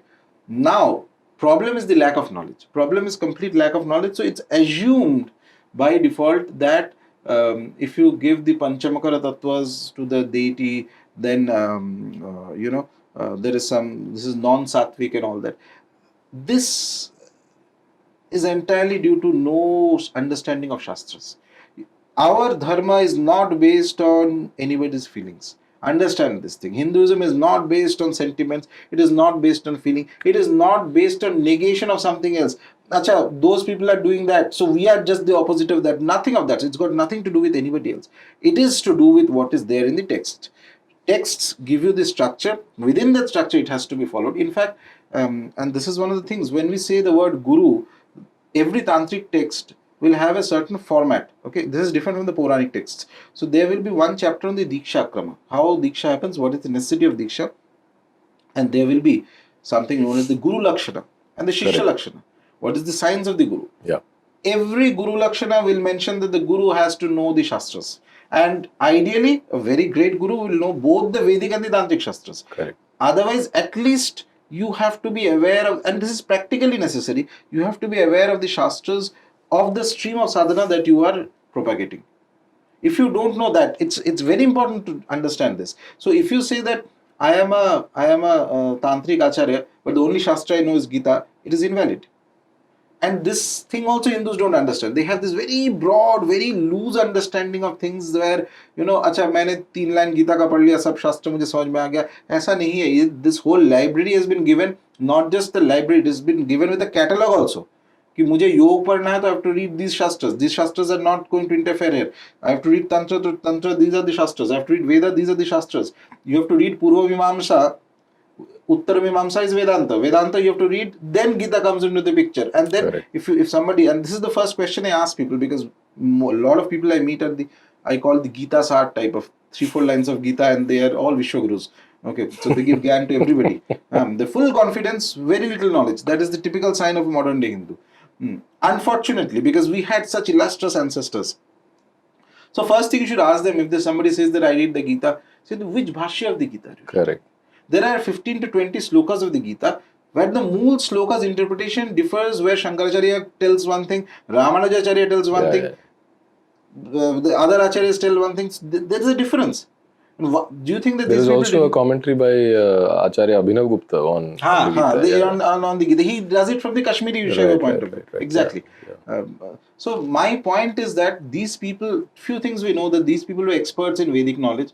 These people were experts in Sanskrit. They spoke Sanskrit like their mother tongue. These people did tremendous adhyana of the texts. Like there's no question of aisa. There is no in previous history of India. There is no system like I was waking up one day and having a coffee and I attained enlightenment. He is a Fundanita. Right. Okay, you don't know the Shastras, so you are straight away disqualified in the first place. See, I feel that 2 things make a great guru. One is that Siddhi. Siddhi is important because if you only know the Shastra and you have not attained Siddhi, that means that you have not perfected what you know. Yeah. You have not applied it. It's only theoretical. Only theoretical. Then you will not be able to guide properly. Correct. But if you only have Siddhi and no knowledge of Shastras, you will end up misguiding somebody or the other. True. Because your knowledge is only limited to the particular very stream in which you have narrow branch. And students will come and ask you from all different sections. Correct. That collective knowledge is the Shastra. And without the knowledge, you cannot go about it. And that Shastra has to be the relevant to your stream. Yeah. And similarly, in this vein only, when Guru Lakshana is to be judged, one has to judge ideally what are the 3 generations of the Gurus. Then this is very important. So if you are going to read Tantra Shastras, Tantra Sadhana you have to do, your Guru has to be a Tantric Acharya, his Guru has to be a Tantric Acharya, his Guru has to be a Tantric Acharya. It cannot be that my Guru is Tantric Acharya, his Guru was doing yoga, his Guru was doing some Bhakti Marg, then the whole stream is lost. Yeah. It has to be a parampara. Exactly. 3 generations has to be there, properly well established. Then it becomes a parampara. And then, even in the rituals, you pay obeisance to the 3 generations. Yes, absolutely. So I feel that this is a very unfortunate situation, and it has happened because of the culture of studying texts has been lost. And it is very important to study texts. When I guide people once in a while in sadhana, I tell them specifically, when you are doing Devata Upasana, you have to also, after some point, you have to start reading texts related to the Shastras, related to the Devata. If you don't know anything, pick up the Puranas. Puranas are meant for the common masses. And today, the texts are there, the translations are there, etc. are there. You can at least try, make an attempt to read some of the texts. I'm not saying that you go into the Tantric texts right away, because Tantra uses a different type of format and language. If you have trained yourself into reading Tantras, yes. But out of the blue, if you pick up a Tantra, it may act as a bit of a bouncer or mislead you. So there are certain phrases and terminologies. And also I have another, what I've seen specifically, that if you have to read Tantric texts, translation of Tantric texts, I'm saying, either you know Sanskrit very well, and you are accustomed to reading those texts, so you know how to read them, interpret them correctly. So for example, there is a particular year of Kali, Mahakali, where there's a phrase in Sanskrit which says that basically without Adya Shakti, if you do the puja, then the puja is like avichara. Okay. So people, if you directly read it, suppose you know Sanskrit and you just read this sloka, and you assume that, oh, that means that we have to first worship Adya Shakti and then otherwise the puja becomes avichara. No, here Adya Shakti is a reference, is an indication to that individual's legally married wife who's also into that path, or a Bhairavi sadhana that is happening. But instead of, they couch it in this language so that even if, because in those era everybody knew Sanskrit, more or less. Even if you knew Sanskrit, you will still not understand what is being said. That is where the importance of a living tradition comes in. They will tell you what it means, okay, how to interpret that. The mantras are always indicated this way. So mantra uddhara has to be done from the text. If you don't have an understanding of the mantra shastras and what the uh, technical terms that are used to refer to a bija, what is a kam bija, what is a krodh bija, what is a kurcha bija, etc., etc., how you will not be able to derive the mantras. These are basic understandings. So tantra becomes a little bit more obtuse unless you have had some experience in reading tantras. And if that is the case, I find personally the best tantric translations are in Bengali. There's no doubt about it because it's unfiltered and exactly as it is. Whereas, in my view, some of the texts of tantras that come to us in other places, they have a certain kind of bias of the editor and the author that reflects in the process. Bias in the sense of perhaps they have a bias against the panchatattva that is used in tantras. So they will try and modify those through using other terms, which is not there in the Mula Grantha. So that is kind of unfortunate in my opinion.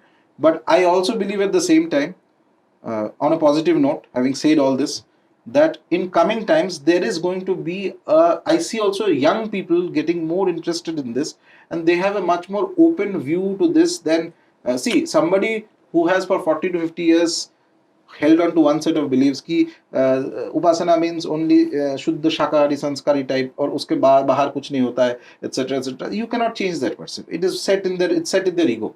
Okay, and if you argue with them, their last resort is that I don't care what is written in the Shastras. Correct. And this is the most unfortunate statement. The moment you say I don't care, it is written in the Shastras, means you are not a Hindu anymore. True. That means anything that you say is fit for the dustbin. Let's be very clear about it.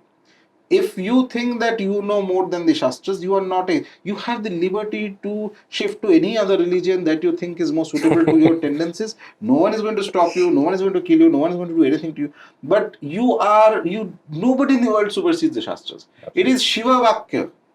Unless you are saying that you have grown larger than Lord Shiva, look at the amount of absurdity of that conception. People just randomly they say this statement without even thinking what they're talking. No, my question was in a similar vein, and what I want to stress on that point is that when you talk about this in the public discourse, on social media and things like that, from your very personal experience, it's a big dilemma because these the esoteric parts of the Shastra are meant for practitioners. They are supposed to be discussed with the guru and in a certain context. Now that they are all public, anyone is free to comment upon it, misinterpret them, distort them, misrepresent them, whatever may be the case. And when you see that happening, right, so the instinct is to respond and say that, this is how it is supposed to be, whatever may be your level of knowledge. But again, since it was compiled or it was preserved for a specific few, it is not meant to be discussed in the public. It's a paradox. And I'll give you a very simple example. This is not even from the Tantra. This is from the Shiv Puran, the Koti Rudra Samhita, where the Shivlinga is, the story of the origin of the Shivlinga is directly related to the phallus, the human organ, the male organ. It's very clearly written. There is no ambiguity. There is just no room for other interpretation. Yes, there are other origin stories of Shivlinga where it is a pillar of fire, infinite, all that. And those are probably more popular. But this is also there in the text. Now, Hindus have a tendency of getting embarrassed about this and saying that, oh, no, this was a British conspiracy, and especially certain sects which were formed in the colonial era, as you say. Conspiracy so much. So they immediately call all this a British conspiracy, and you are left wondering how you should even respond. On the one hand, you think that it is not wise to engage in public debates on these things, and on the other hand, someone is actually misrepresenting the actual authority, the position of the Shastra. So how do you deal with that? Personally, I don't It's not that I engage with every individual who has a contrary opinion, because it's simply individually, humanly not possible to change the mindset of people. On the other hand, at least to the people whom I personally guide and teach, so I tell them that, see, this is what the Shastra is saying, and this is the interpretation of the great scholars and the acharyas and the great upasakas, etc. So know this clearly. And in case if ever it happens that you are dragged into a conflict on these matters, so do not enter into the conflict with the idea that you are going to change that individual's viewpoint. Nobody changes any viewpoints through debates. But what you can do is that you put forth the truth as it is. Okay. So what has happened is that consistent propaganda and brainwashing has created a certain perspective about some things. This has to be this way and that way, etc., etc. And then the propaganda becomes a part of that individual's ego, collective ego. So they are not going to, anything once it becomes in part of an individual's ego, they are not going to let go of it so easily, come what may. Correct. Okay.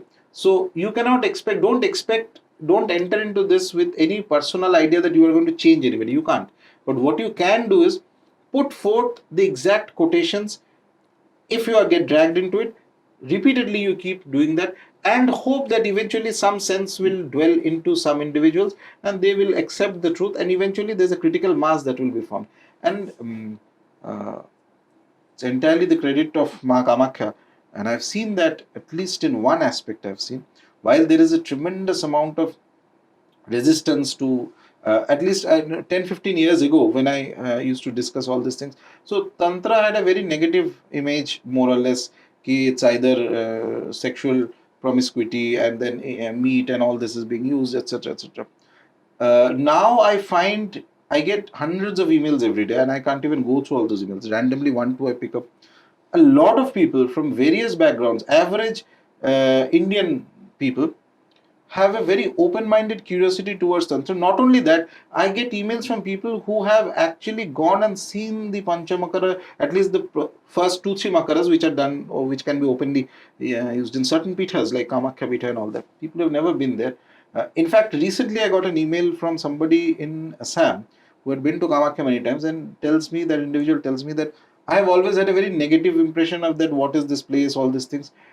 This is the first time I went there with a completely spiritual feeling, that there's a logic to it. This is not some random indulgence. There is a logic to it. The Devata likes it. There is a backing of the Shastras. There is a backing of tradition. There is a backing of great upasakas and acharyas. ये randomly बनाया नहीं गया है. And that actually made me quite happy, because I feel that the point is that over time these things will change. Initially there is going to be a resistance because brainwashing has gone on for quite some time, and individually you cannot keep fighting with people and changing. But what you can do is put forth the truth like a light, keep shining the light, keep shining the light, keep shining the light. Eventually a critical mass is going to form. That's all I feel is the way to deal with it, because individually otherwise you will never be able No, to. yeah, actually, I will not stretch this point, but what I was referring to was not just how to deal with and not with the intent of changing anyone's opinion, but just dealing with misinformation. And with the fact that some of the content is truly shocking to an uninitiated or someone not familiar with the subject.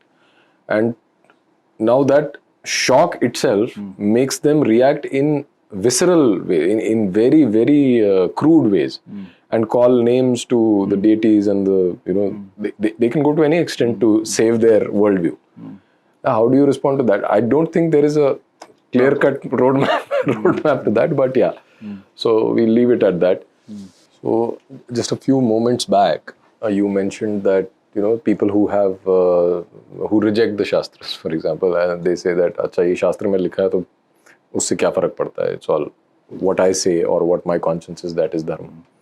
So they are not even Hindu and they are free to walk out. Understand that what they're saying is basically rejecting themselves from dharma. Correct. So this question is like an eternal unanswered question, or maybe it's even unanswerable, but I would still hope that you can attempt to answer it. That in the current context, in the 21st century, who is a Hindu?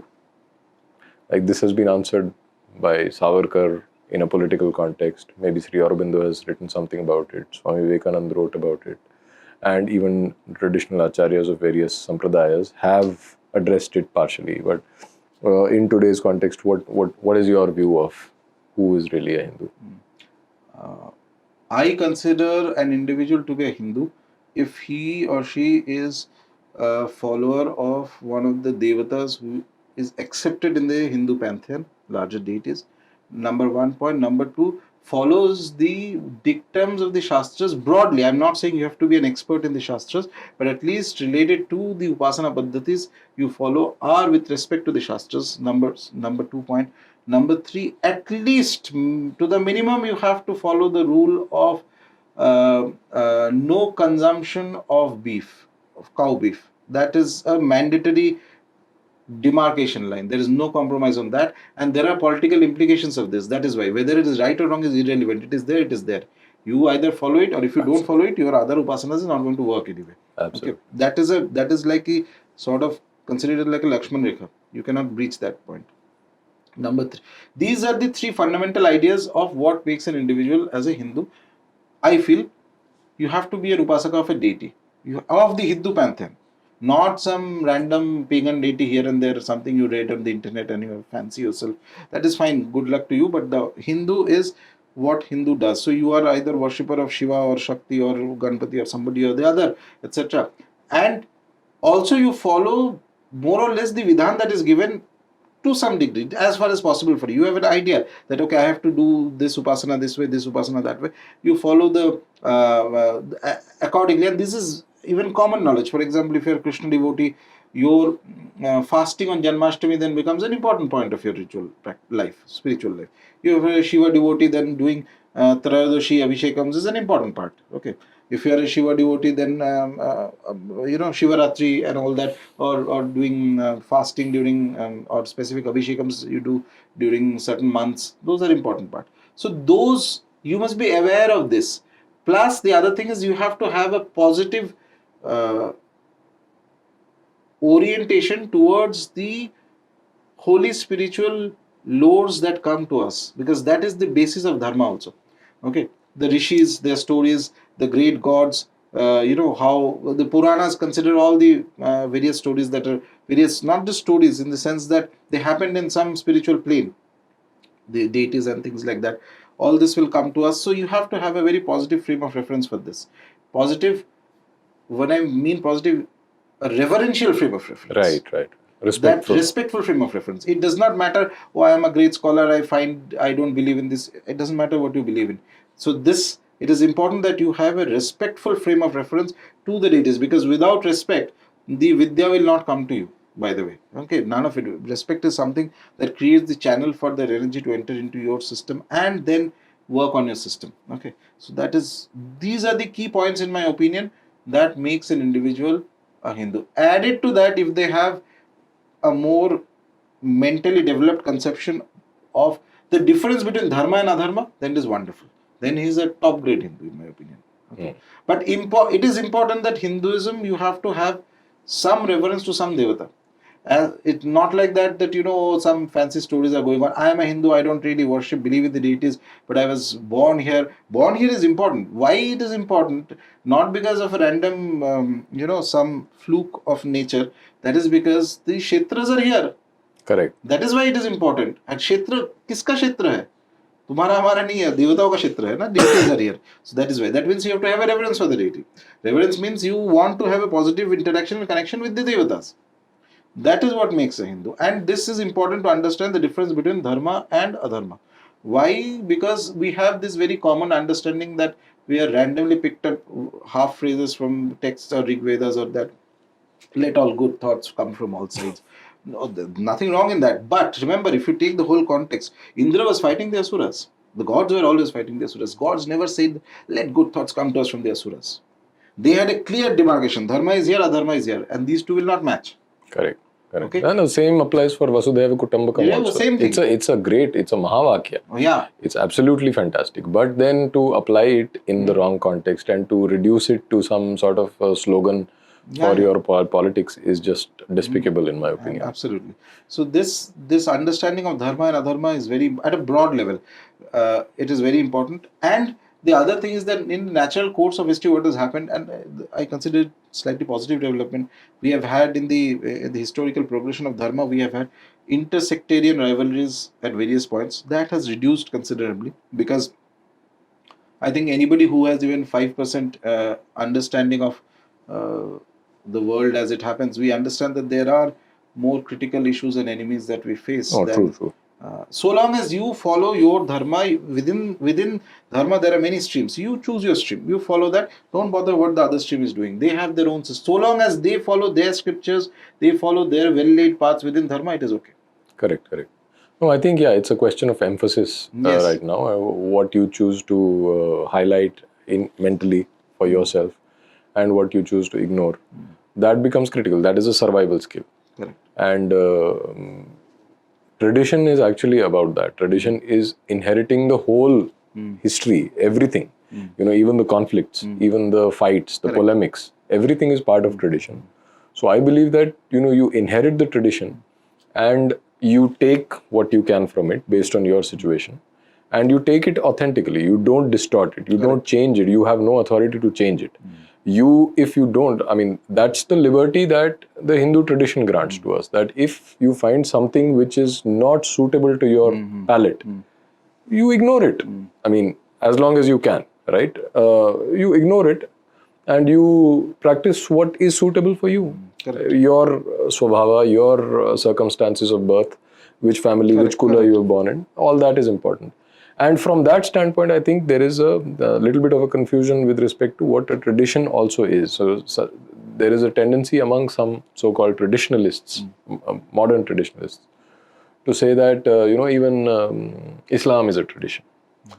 While superficially it may be true, but all these religions, the so-called cults that have come from a specific geography on the globe, they have always been against tradition. They've always nullified whatever came before them. That is what distinguishes, in one sense, dharma from adharma. That in dharma, there is the acceptance of the entire continuity. Absolutely. And then you choose what you can. So in that sense, given what we are discussing, Pashu Bali, of which you had also done a video, and which is our favorite topic at Upward, to trigger people.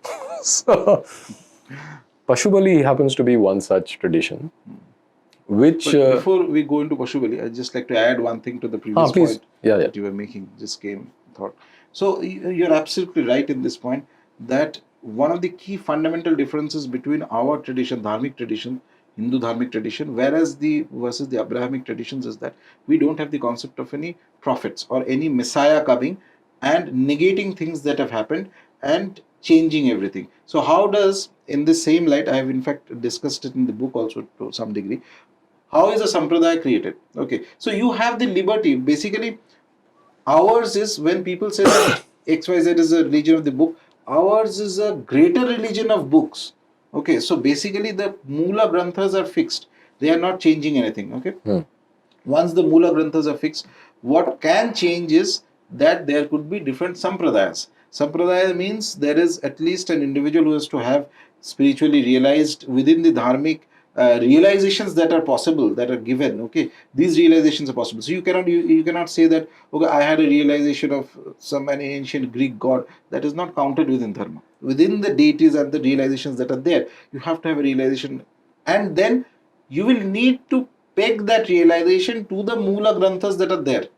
So whether you are an Advaitin, Vishishtadvaitin, Dvaitin, whoever you are, you take the Mula Granthas, which is that the three Upanishads are there, the Bhagavad Gita is there, and the Brahma Sutra is there. Brahma Sutra is like the crest of the texts of Vedanta.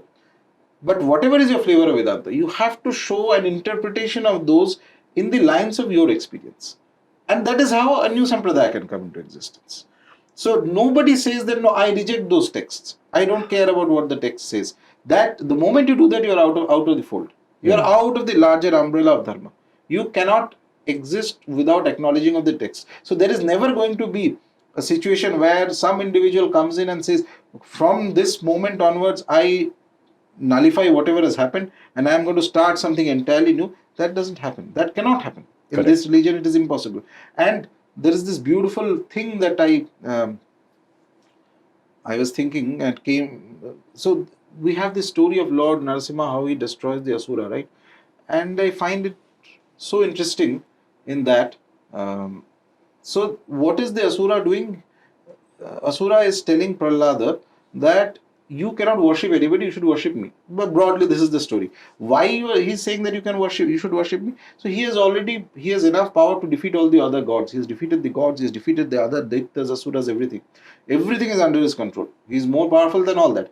And obviously, if he is more powerful than anything that is visible there, it is natural for him to think that I am the God. I am the greatest, most powerful entity is God. Fine. At the end of the day, it is power, one way or the other. So he tells his son that you worship me. I am the most powerful entity. No, his son says there's somebody else like this, etc., etc. Eventually, Vishnu comes, Lord Narasimha comes, he comes in that terrific manifestation, rips him apart, etc. After that, what does he do?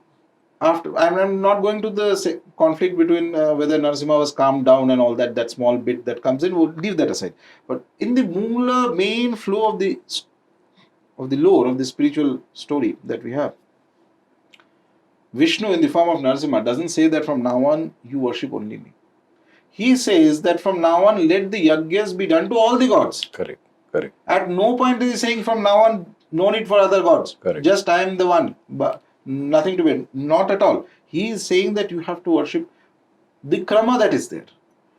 The universe is a collection of multiple forces, and you have each of these forces which help in the flow of dharma. They have to be given their offerings.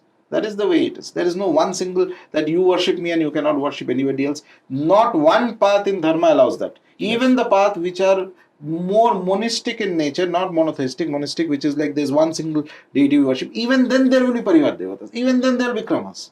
Never ever in dharma is it possible that I worship only X and there is no Y, Z, nothing connected to it. Correct. It doesn't work that way. Correct. So this and understanding is crucial in this age. That necessitates the acceptance of the whole tradition without breaking it into parts and saying, oh, I will take only this and the rest is false. That falsification is not allowed at that point. So now coming to our favorite topic, which is Pashu Bali. And your video generated a lot of positive and negative reactions. I am glad that over the years I've seen that the understanding of Pashu Bali has improved a lot among our followers itself, the upwards subscribers, and I'm even more glad that on platforms like Instagram, which has a younger crowd, there seems to be a better understanding and appreciation of the nuances of this debate. So, Pashu Bali, you've already done a video with Upward on that, and you've spoken elsewhere also. But given the kind of reactions, some main points to address, that, how can a mother demand blood?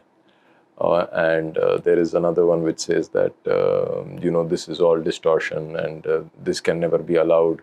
Why don't you give your own head? Then the third one is that, then you start allowing Narbali also, because that's also mentioned in the Shastra. So these principal arguments. Right. So let's take each one by one all these points. Yeah. Just in case I forget, you remind me of each of these points. We'll go over them, each one. Actually, there's a long list, but that's fine. Let's stick to the main things that come up regularly. So first one is that, which is very common, that how can a mother take the bali? This is a very typical fallacy, logical fallacy, and it's unfortunate that this has to be spelled out. This should have been so natural and normal understanding if only our collective brain power had been a little more. I'm afraid to say, we Hindus, once we stopped reading Shastras, the average IQ has also fallen dramatically. So we go into this, how can a mother take? So how can a mother take, let's say, in across North India, we call Lord Shiva as Hole Baba, right? So he is your father. So what do we do to the Shiva Linga? We go and pour water and milk. So do you at home get up in the morning and pour milk and water on your father? I'm just asking, if that logic is there, that is my father and he's my mother and I do what I do. How can I do this? How can I do that? Do you do that? What is going to be your father's reaction? No. So this, when we say a Devata is a father or a mother, it is not to be confused with your biological father and mother. This would have, in an earlier era, it would not have been needed to spell this out. Yeah. But that understanding is gone. So you are thinking like, I get up in the morning and I fight with my mother, and my mother gives me 2 parathas for breakfast and very happy. Your Ma Kali is also going to do that for you or something. No, she is a deity. The reason we use these terms is actually so that the Upasaka eventually is able to build a Connection. equation with the Devata. Devata is impersonal. Devata is vast. They have been thousands of years they have existed. They have seen destruction of universes. Now, what are you talking about? One Pashu Bali. They can destroy universes. They can cause tornadoes, this, that, etc. They are not at all human. They are not subject to your human feelings at all. It is your misconception that you are attributing it. But then the rishis are so magnanimous. The great gurus, the original gurus of our system are the rishis. They understand that this kind of a force, how are you going to address this force? How are you going to, it's like putting your hand inside a live tornado. You'll be ripped apart. It'll be ripped apart. It's like putting your hand into a tiger's mouth.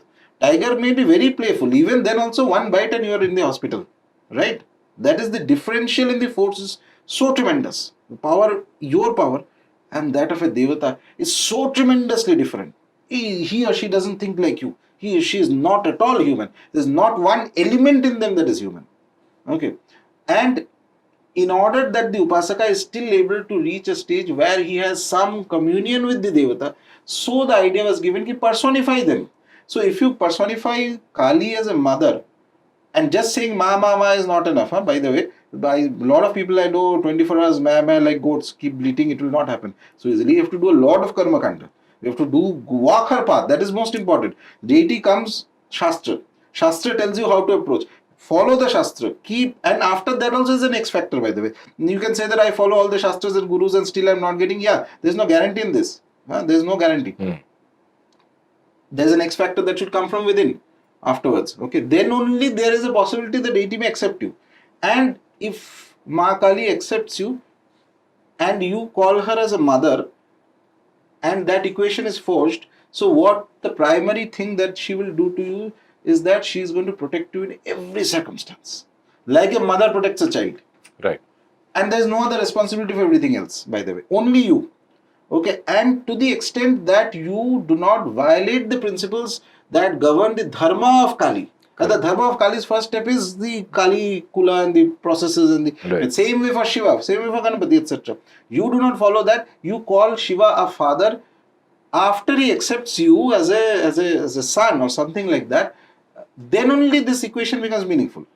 Otherwise, calling Ma Kali as Ma, it's very good. From your sentimental point of view, it's very good. But it has no practical value. Right. These things were created for the Upasakas. So you understand. So this question that how can a mother take Bali is meaningless. Even the most simplest sloka of the mother, Srishti Sthiti Vinashti, in 3 words, Vinashtu is inherently put into that. Absolutely. Because she can create, she can sustain, and she will destroy. No, this question is like saying that why did Brahma create the Srishti for people to die? Immortal क्यों नहीं बना दिया सबको? वही तो, and most of these people I ask this question that let's keep Bali aside. On an average day, you go to any hospital, child hospital, and you see how many infants die of weird diseases, this, that, etc. What is their fault? What have they done? Nothing. Correct. Who is killing them? You have some idea of some God, right? Whatever your conception of God. So if you believe that there is a God and all powerful, and either he himself or she himself is killing them, or at least he or she is not saving them, right? Correct. So this idea that the deity or the God or the divine is all loving and gentle is an absurd Abrahamization of dharma, and that to not any Abrahamization that comes, I believe, from the Christian ideas. We never believed in anything like that. Krishna is the very sweetest of the lords. At the same time, when he shows the Vikaral Roop, when he shows the Vishwarupa in front of Arjun is one of the greatest warriors of that era. He's like fearless. He doesn't care about anything. He immediately puts down the Gandiva and he's like trembling in fear. Both the aspects have to be taken. Correct. When you are worshipping the Divine Mother, she is both Somyati Somya and Ugrati Ugra. She is the fiercest of the fierce. She is also the gentlest of the gentle. You cannot say, I only take this, I only take that. Yes, you might say that according to your tendency, you feel a little disturbed by the the aggressive forms. Okay, you worship the Somya forms, no problem. But the vidhan that is set, that is non-negotiable. That is as far as it goes. Nobody can change it, and it is not based on your whims and fancies. First thing is that the moment you think that it is based on my whims and fancies and not what the Shastras are saying, that means that you are not interested in worshipping the deity. You are worshipping yourself, actually, your ego. Correct. And this last point that you mentioned about this people saying that or this consideration that there are children dying in the hospital, and so this is a debate that went on in Europe when Christianity declined after Protestant Revolution, Reformation. Why does evil exist, right? So this dilemma itself comes at a stage when your religion or when your religiosity is about to die. It is like pre-diabetic, right? When you're about to turn atheist, before that this question comes. So this is a great lakshana of someone turning atheist in my book. Right.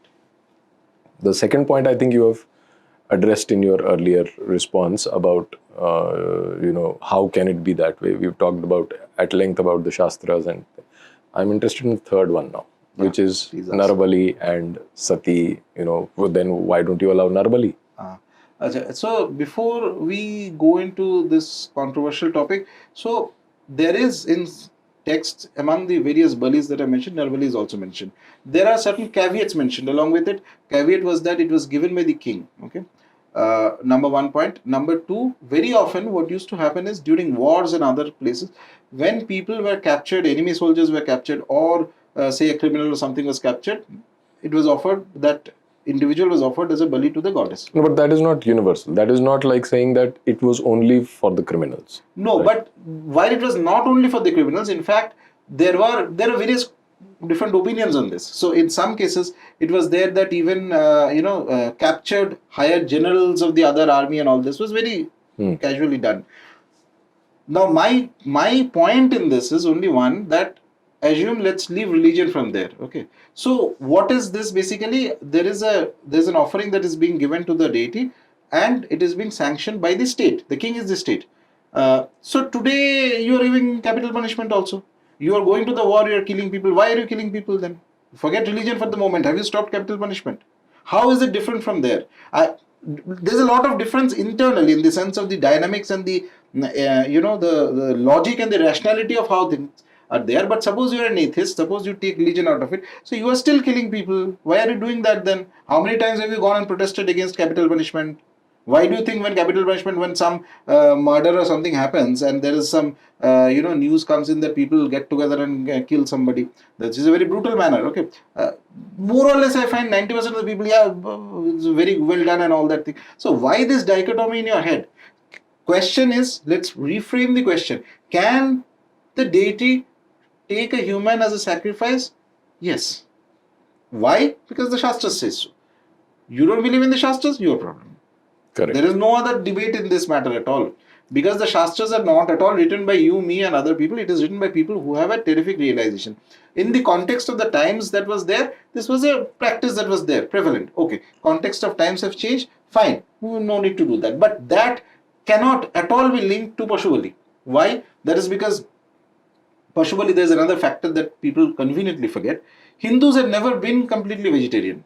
Hinduism is not Jainism. Hindus were never completely vegetarian, never were, never are, never will be. Let's get this fact completely drilled inside the head. Okay, there is never going to be. And the question of whether it is proprietary, whether it's good or bad to be vegetarian or not, that's long debate. I'm not even going into that. But let's just say that there are texts which even tell you that what kind of meat to eat, what kind of fish to eat, how to cook, etc., etc. So non-vegetarian consumption is a standard Hindu fare. Now, few years ago, there was a report that came, I think PEW research or something like that. That had mentioned the food habits of India, Hindus specifically, and that report mentioned more or less 65% of Hindus have turned non-vegetarian. Okay, so basically, the trend is that in large parts of India, except for 1-2 states, non-vegetarianism is increasing among Hindus. So basically, at least some days a week you are eating non-veg. Yeah. So where is that non-veg coming from? It is all obviously an animal is getting killed. So animal as a food is a very human idea that has existed, that will exist, and that will always go on. And that doesn't matter what you think about it, how much morally offended you are, nobody cares. Because then the philosophical question comes, everything is life. So when you're eating the vegetable, it also has life. So why is it that the divine that you believe in has created the world in such a way that something has to die in order that other thing has to live? Because this is Mrityu Loka. This is the way it is structured, and you cannot do anything about it. I cannot do anything about it. This is the way the universe has been created. And there should be no guilt about it. You yourself, for your reasons, can say, okay, I don't want to eat that. Nobody is forcing you. But you can say, nobody should eat that. You have no right to give the moral judgment when nature has made it this way. No, not getting into the veg versus non-veg debate, but I think that one part of the logic of saying that why plants are okay to eat and animals is not because of the amount of suffering involved. As in, because, I mean, biologically speaking, plants do not have a central nervous system. Animals do, and their experience of pain is of a different not magnitude. going to off track of that debate, but that is one thing is that whether the experience of pain is the same as them or as crustaceans who also do not have a central nervous system. So by that logic, that should be okay to have. You cannot pick and choose based on some convenient... No, that I agree. That I agree. But I'm saying that they have a certain logic, internal logic, which I respect. That when people say, when vegetarians say that, okay, we don't want to eat, this is fine. Also, to be absolutely fair, that even in the tantras, as far as I know, there is a clear endorsement of meat eating in the context of ritual. But outside of that ritual, it is said that... No, here there is the other thing that has to be understood. So there is, when we say tantra, it's a very broad term. So there could be Dakshinachara Tantra, Vamachara Tantra. Correct. Vamachara Tantra mandates Panchamakara Tattva to be used every day. No, every day is fine. But my limited point is that it is in the setting of your upasana. Correct. So every day if you are doing the upasana, you are every day... Correct. No, that is fine. That's what I'm saying. Broader point is not everyone does it every day, and there is validity to that argument saying that, okay, if you are doing it in the ritual, that is okay, but outside that I don't want to do. And people are, there is good logic there also, is what I believe. But vegetarian versus non-vegetarian is not the point at all here. Your point is absolutely valid and very clearly stated that if the trend and if the world is moving in a certain direction where non-vegetarianism is on the increase, there are billions of animals getting slaughtered every day. And yet, people seem to have a problem with offering one bali to a particular deity in a certain temple. Even if it is happening in all Shakta temples everywhere in India, even that number is minuscule. It's not microscopic when you compare to the overall. The reason it is important to mention is that my point is, without going too deep into all these things, that I feel that there has to be, for a very balanced, the kind of the changes that are coming in the world at a larger that we will face in coming times. A certain section of the Shakta temples should have Bali regularly being done, because in fact there is and now not just the Shakta temples, by the way, I'll come to the next point after this. So certain amount of engagement of the deity involves what kind of Bali is being given, and this is something you will never understand until you do the actual practices. Until you do the actual practice, I will not go very much details of this, but it is the reason why Bali is so insistent, why the texts are so insistent in Bali in some cases, is because the involvement of the deity to what you are doing or whatever upasana you are doing is limited and subject to how strictly you are following the karma kanda. So if you change the Bali, if you change it to Anukalpa, the effect that the deity can have will also change. There is no doubt about it. Right. Now, if we take the Vedic path, and this is also important because people think that it is only in the Tantric system that the Vedic, the Bali comes in. So, Vedic path, let's forget everything. Just take the Brahma Sutra. Okay, there I find this comment very often from people who say that, oh, I'm just a Vedantin, I don't follow all these rituals, and if you don't know, so they have this idea that, somehow Bali is a superstition, all that, and things like that. So Brahma Sutra Bhashya, I think there is a sloka 3.1.25, if I remember. I don't remember the exact sloka, but the purport of it is with respect to if Bali is happening Pashu in the Vedic Yajna, is it valid or is it invalid? Something like that. And then there is a commentary on this by starting from Adi Shankaracharya, Ramanujacharya, then there's Nimbarkacharya, then you have other Vaishnava acharyas and other acharyas of different types were giving, and more or less all of them are on the same page, same agreement. They say that if in a Vedic yajna a bali is to be given, it is to be given, and it is not to be considered as himsa. In fact, how determination of the rules of karma kanda. And karma kanda means every ritual is part of the karma kanda. Karma kanda is a process done through mimamsa. It cannot be done by your feelings. It cannot be done by I follow Vedanta, I follow this, that. No, that's a different matter altogether. So we do it in the context of the mimamsa, and in the context of mimamsa, it makes it very clear that while as a general dictum you can say that ahimsa is good to follow as a practice, but in the context of a offering that is given in the Vedic yajna as a bali, that is not considered as a himsa. That also is a part of ahimsa, because the Vedas have the occult knowledge. Right. Vedas are saying this is to be done. You and I do not have the occult knowledge. We have to follow it. To the extent that even today, and that is, I am talking, even Shankara himself mentions it. Though we have this general perception that Adi Shankara stopped Bali in various places, I don't know how far that is true, but what we definitely know is that from the Brahma Sutra Bhashya, and that particular point, he makes it very clear. And this is the logic he uses. This is the logic he uses with the other acharyas also. They are of the Vaishnava, and those acharyas are stalwarts. They're not ordinary people. Absolutely. You cannot compare their knowledge, their piety, their tapasya, their their understanding of the things, etc. No, I think there are three kinds of bhashyas. Not three kinds of bhashyas, but three kinds of arguments in various bhashyas. One is Bali is not himsa at all. Second is Bali is himsa, but it accrues no pap. And third is it accrues some pap, but that is negligible. So three. More or less the standard idea that is followed, and which is true even in the case of Tantra Bali, is that when a Bali is offered to the goddess, or a deity who can take Bali. Not every deity will take Bali. A deity who can take Bali. So basically, it gives an immediate, it gives a higher status to the soul of the animal that is given. Because in fact, to the extent that there are certain verses in text which mention that there is no gati for an animal unless it is going through the Bali. Right. Because it will keep getting born in the Pashu Yoni continuously. Right. It is only when it is offered as a Bali, then it gets a jump out of the Pashu Yoni into a higher Yoni. Right. Okay. So that also is mentioned in the text. Almost like the Pashu wins a lottery, actually. So, and as the individual who follows the Karma Kanda, which is set down in the holy texts, he gains some blessings from the deity.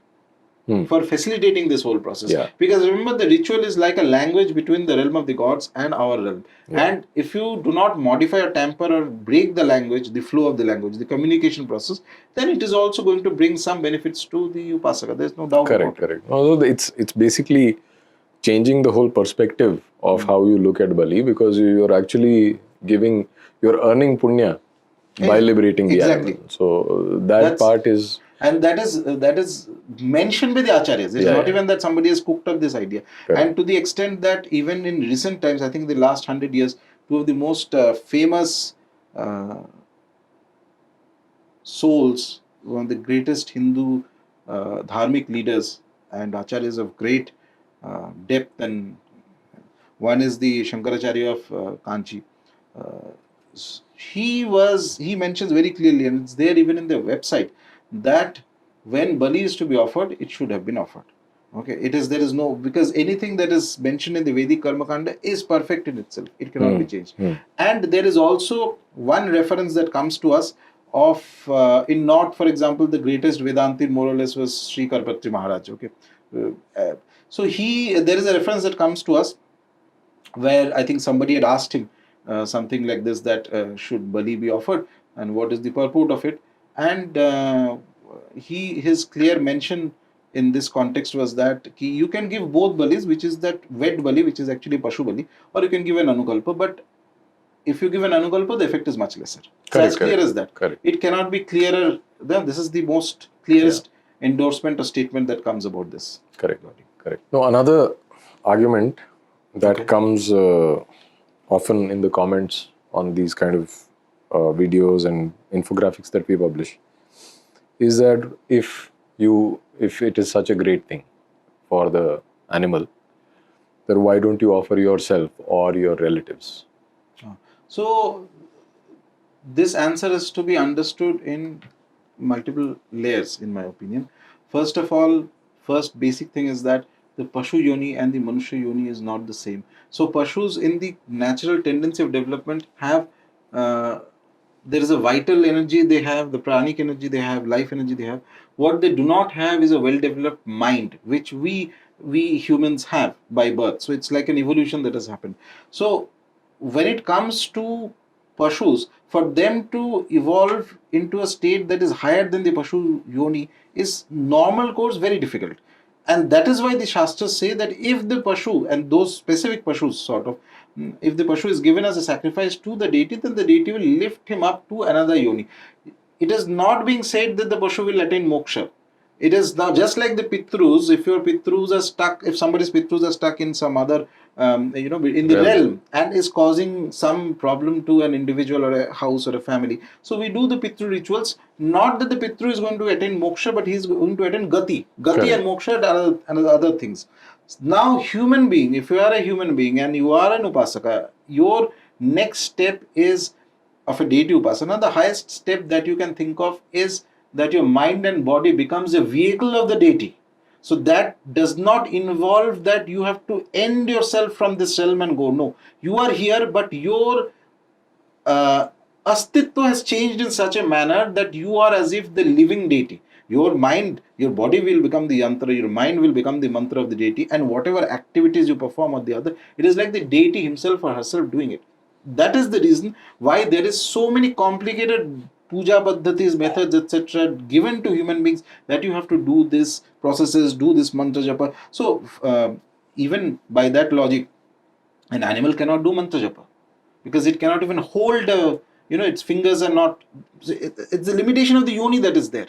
So to take that animal out of the limitation of the yoni, it is being recommended in the Shastras that you can give him as a sacrifice. But for the human being, your next step is not going to come by just giving a sacrifice. You have to pass through all this puja paddhati, etc. You have to develop yourself in that manner so that finally you are able to hold the power of the deity. This is one point. Number two, as we know by some records at the stages where Naramedha and all this, the sacrifices used to happen, it was by the explicit sanction of the king.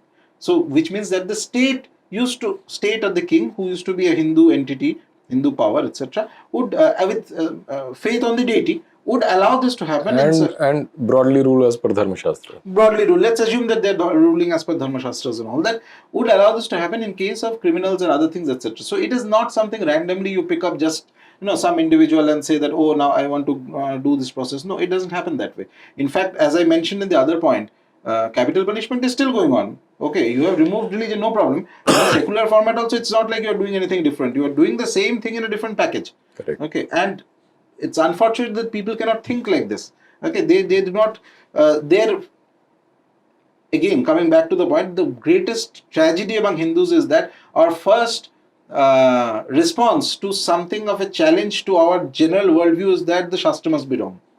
Rather, if you spend time, and this is why sadhana is important, if one keeps doing sadhana as per the Shastras with complete faith, with complete shraddha, eventually what happens is that there is a transformation that comes and your understanding of the Shastra will change. You will realize why it is given this way. And let me digress a bit here, one small point, and I like it very much because I did not understand it initially when I had first read it. So there are the Tantra Shastras mention the Purushcharana which we were talking about, and it says at the end of the day that there are various options of bhojanam that has to be done.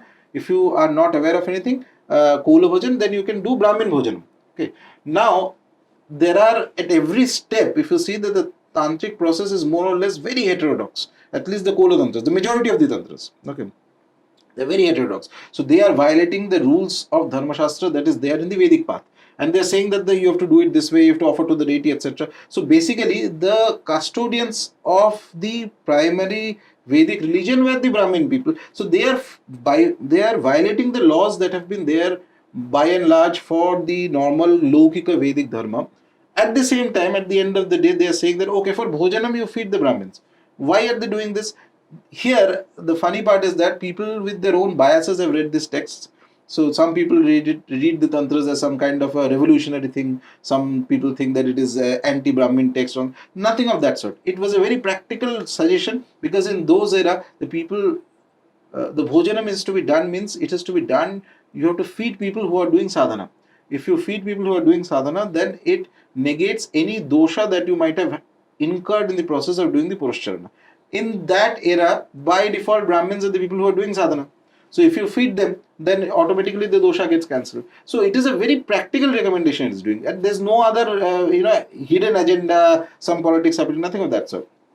My point is, whenever Shastras recommend something, it is not just, Shastra is not your fiction novel or something, ek din kuch likh diya, something like that. It is thousands of years of thoughts have gone into this process to make it into what it is. If it could have been modified to get a better or faster result, people would have done it by now. Because people in the earlier eras were far more serious about these things that you and I are.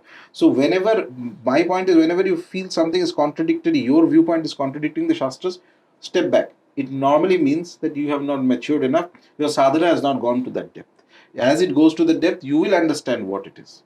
You will understand what it is. So I feel this question of why Bali cannot be given to family members, it's a ridiculous, absolutely ridiculous question. It makes no sense. It not just makes no sense, it shows that it doesn't, the individual has no understanding of the difference between what is expected dharma of a Manushya Yoni and what is the expected natural dharma, which is Naisargika dharma of a Pashu Yoni. Right. Another argument is that the quotations that we have given in the video where you have spoken and also in the infographics, that they are mistranslated, that mams actually means fruit pulp. I don't know where to start, but on a serious note, we should, again, I can't help but repeat this n number of times, and that is also not enough, that all our problems stem from the fact that we have given up reading the Shastras. We don't know how to approach the Shastras also, not just reading. There is a krama in which you read and understand. Na? If you read the Shastras, you will read the Bhashyas, then you have to understand the system of pramana. What is to be accepted as a valid, in any system there has to be a pramana. Without the system of pramana, that's the epistemology of right. Whenever you find fancy English words are there, then people will say it's a very terrific thing. But we were doing all these things. Correct. There. Okay. So the idea that a text has been modified, a text has been changed, etc., is the idea that you should reject immediately. Why? Because it requires a tremendous amount of counter verifications from other places to build that, and there is no logic to that. In fact, these things, when it comes to Kola Tantra Paddhatis, innumerable texts mention this. Okay, if it is one text, one thing, there are hundreds of texts that mention it. When it comes to Bali Pratha, there are texts as diverse as, on the one end, you are finding tantras which are mentioning to the extent 17th century, 16th century texts like Mahanirvan Tantra, to a text of the Vedic fold of the reputation and caliber of the Brahma Sutra. Can you imagine the diverse varieties I'm talking about? Okay, it's completely different. But and that is like, I don't know when the text must have been written, 2000 years ago or before that, 3000 years ago. That mentions it, this mentions it. In between, there are hundreds of texts mentioning it, hundreds of bhashyas mentioning it. Bhashyas means which bhashya. Here it is very important. A lot of people will do is that they'll pick up bhashyas of Vaishnava scholars and all, and then say that no, this is very bad. With due respect to Vaishnavism, I respect Vaishnavism, but its domain is different. Its domain is different. Shakta's domain is different. Tantra's domain is different. Shakta Tantra's domain is different. Similarly, if you have to do Mimamsa, then Mimamsa's domain is different. So you have to understand that, as we mentioned, as we talked about, that ours is a religion of libraries with a very clearly mentioned catalogue. Correct. So you cannot pick up the chemistry book and study physics from there or English literature from there. So like that. So you have to understand that what is the domain and what is the applicability of a Shastra into a particular field. If it is not applicable, it is not going to be used. These things were crystal clear even few centuries ago when the acharyas used to be there. Today all this is messed up in the head. So for everything you will try to put the Gita into it. Gita is a wonderful text, but I don't know how many people actually truly understand the complexity of the text. Right. And even so, the idea that a text has been interpolated, changed, is something that should be completely neglected and rejected, because to prove an interpolation is very difficult, particularly if there is a point that is mentioned in the text which is mentioned in multiple number of texts. There is no way in the world you can prove. Correct. It's just your own bias. Correct. Some people say about Pashu Bali that there are two flavors to this argument. One is that people who do Pashu Bali are basically, they're lower category human beings, and it is their way of doing it. It's more tolerant that way.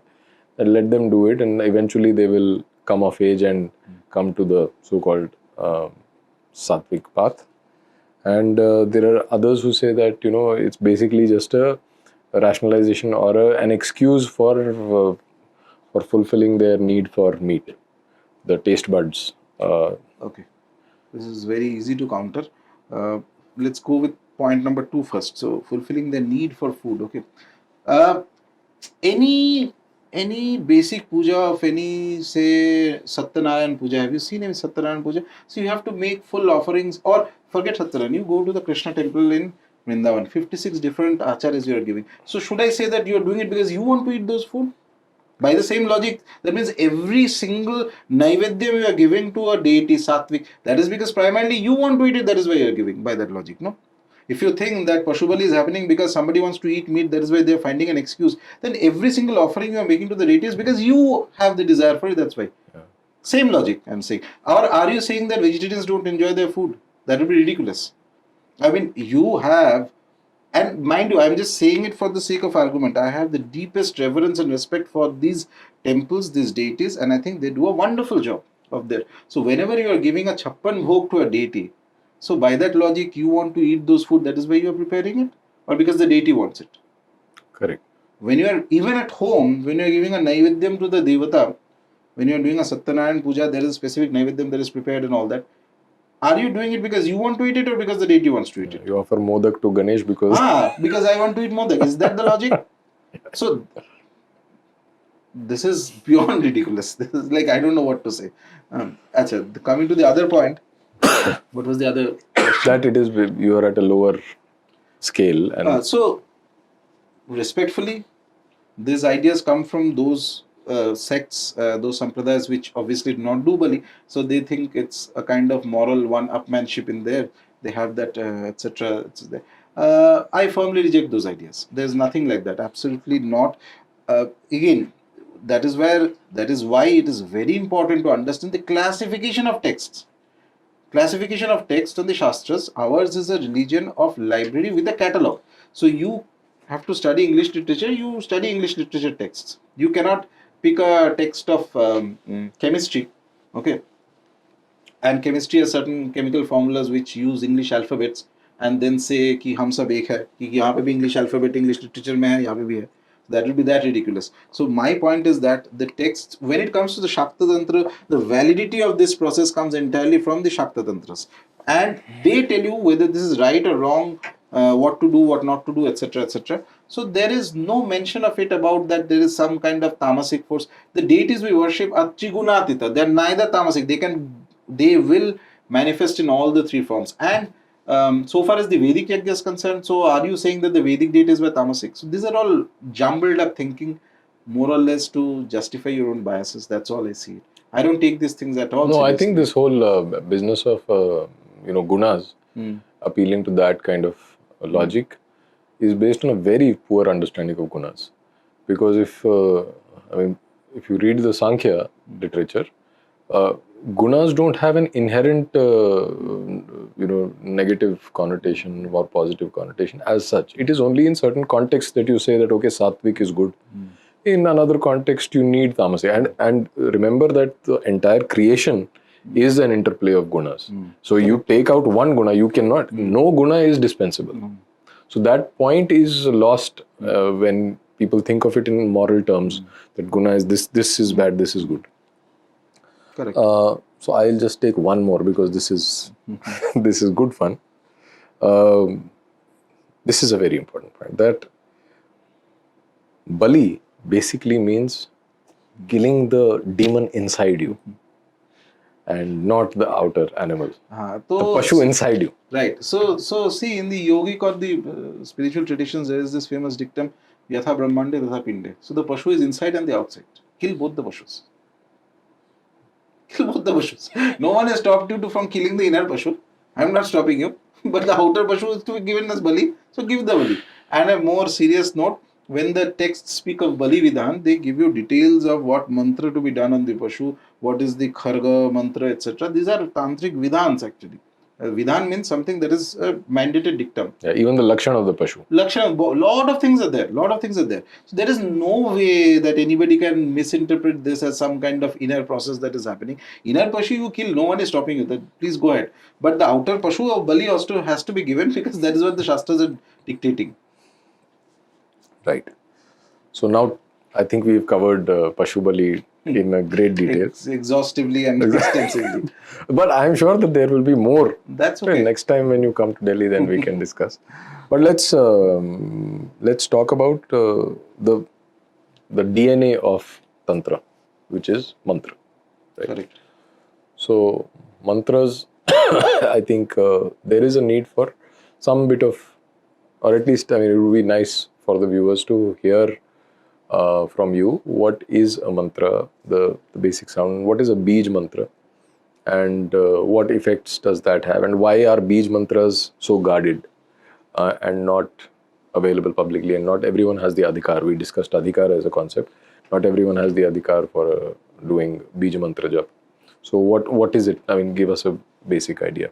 So before we understand, go into mantras, one thing we have to understand is, I'll give a brief overview because mantra itself is such a complicated topic that we can have a lot of discussion on this.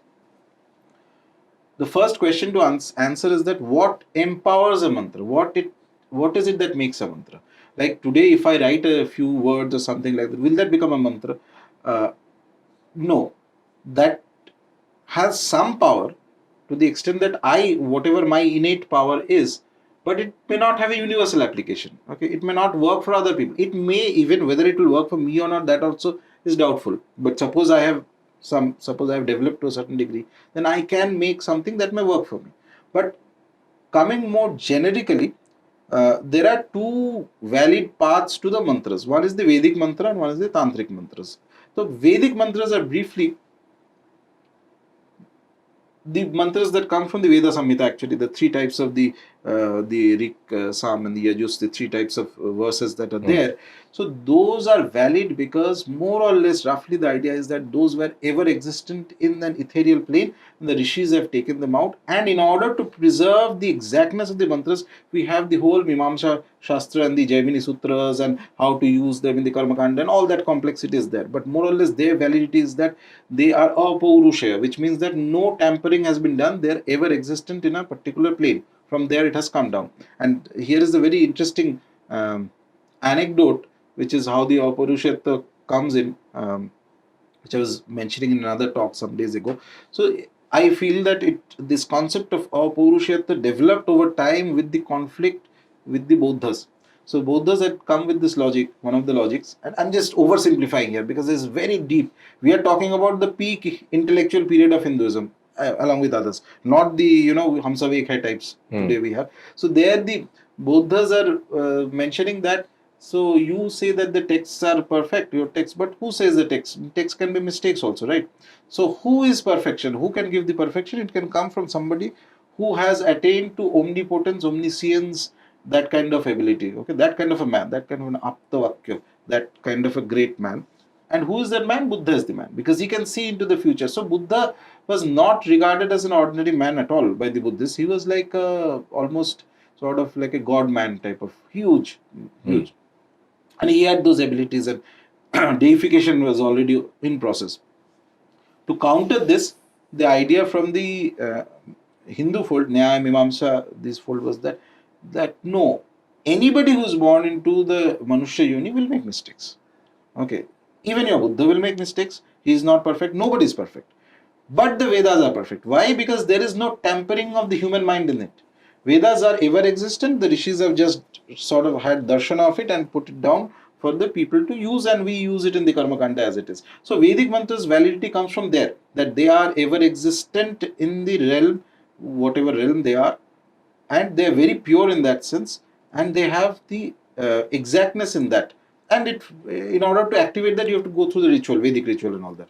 This then comes the Puranic mantras. Puranic mantras are very have a lot of similarity with the Tantric mantras to a degree, if not the Vijas, at least other places, because they shared the same time frame around which the Puranas were coming into play and the Tantras were also coming into play, more or less. So here the important thing to understand is that the and this is perhaps unless for scholars of tantra, others are not aware. What makes tantra valid? What makes a mantra valid in the tantric context? It is Shiva Vakya that makes it valid. One simple statement. It is Shiva who has given the validity to the mantras, and that is why they are valid. And Shiva, through his 5 faces, speaks out almost 7 crore mantras. 7 crore mantras of every single deity possible. Vaishnava, Shaiva, Shakta, Ganapata, this, that, including Bhoot, Pret, Pishach, everything. All mantras, any mantra, anywhere, is given out by Shiva 7 crore. And it is also being said that those 7 crore are only the things that are revealed to the humans. There are more mantras which have not been given out by Shiva. Okay. And after that, these mantras have been like as if empowered by Shiva, and they have been sort of, I'm oversimplifying this one, uh, given a task. Task is to guide people who do seva of the mantra. What is seva of the mantra? Seva of the mantra is japa of the mantra. In the vidhan you have to do.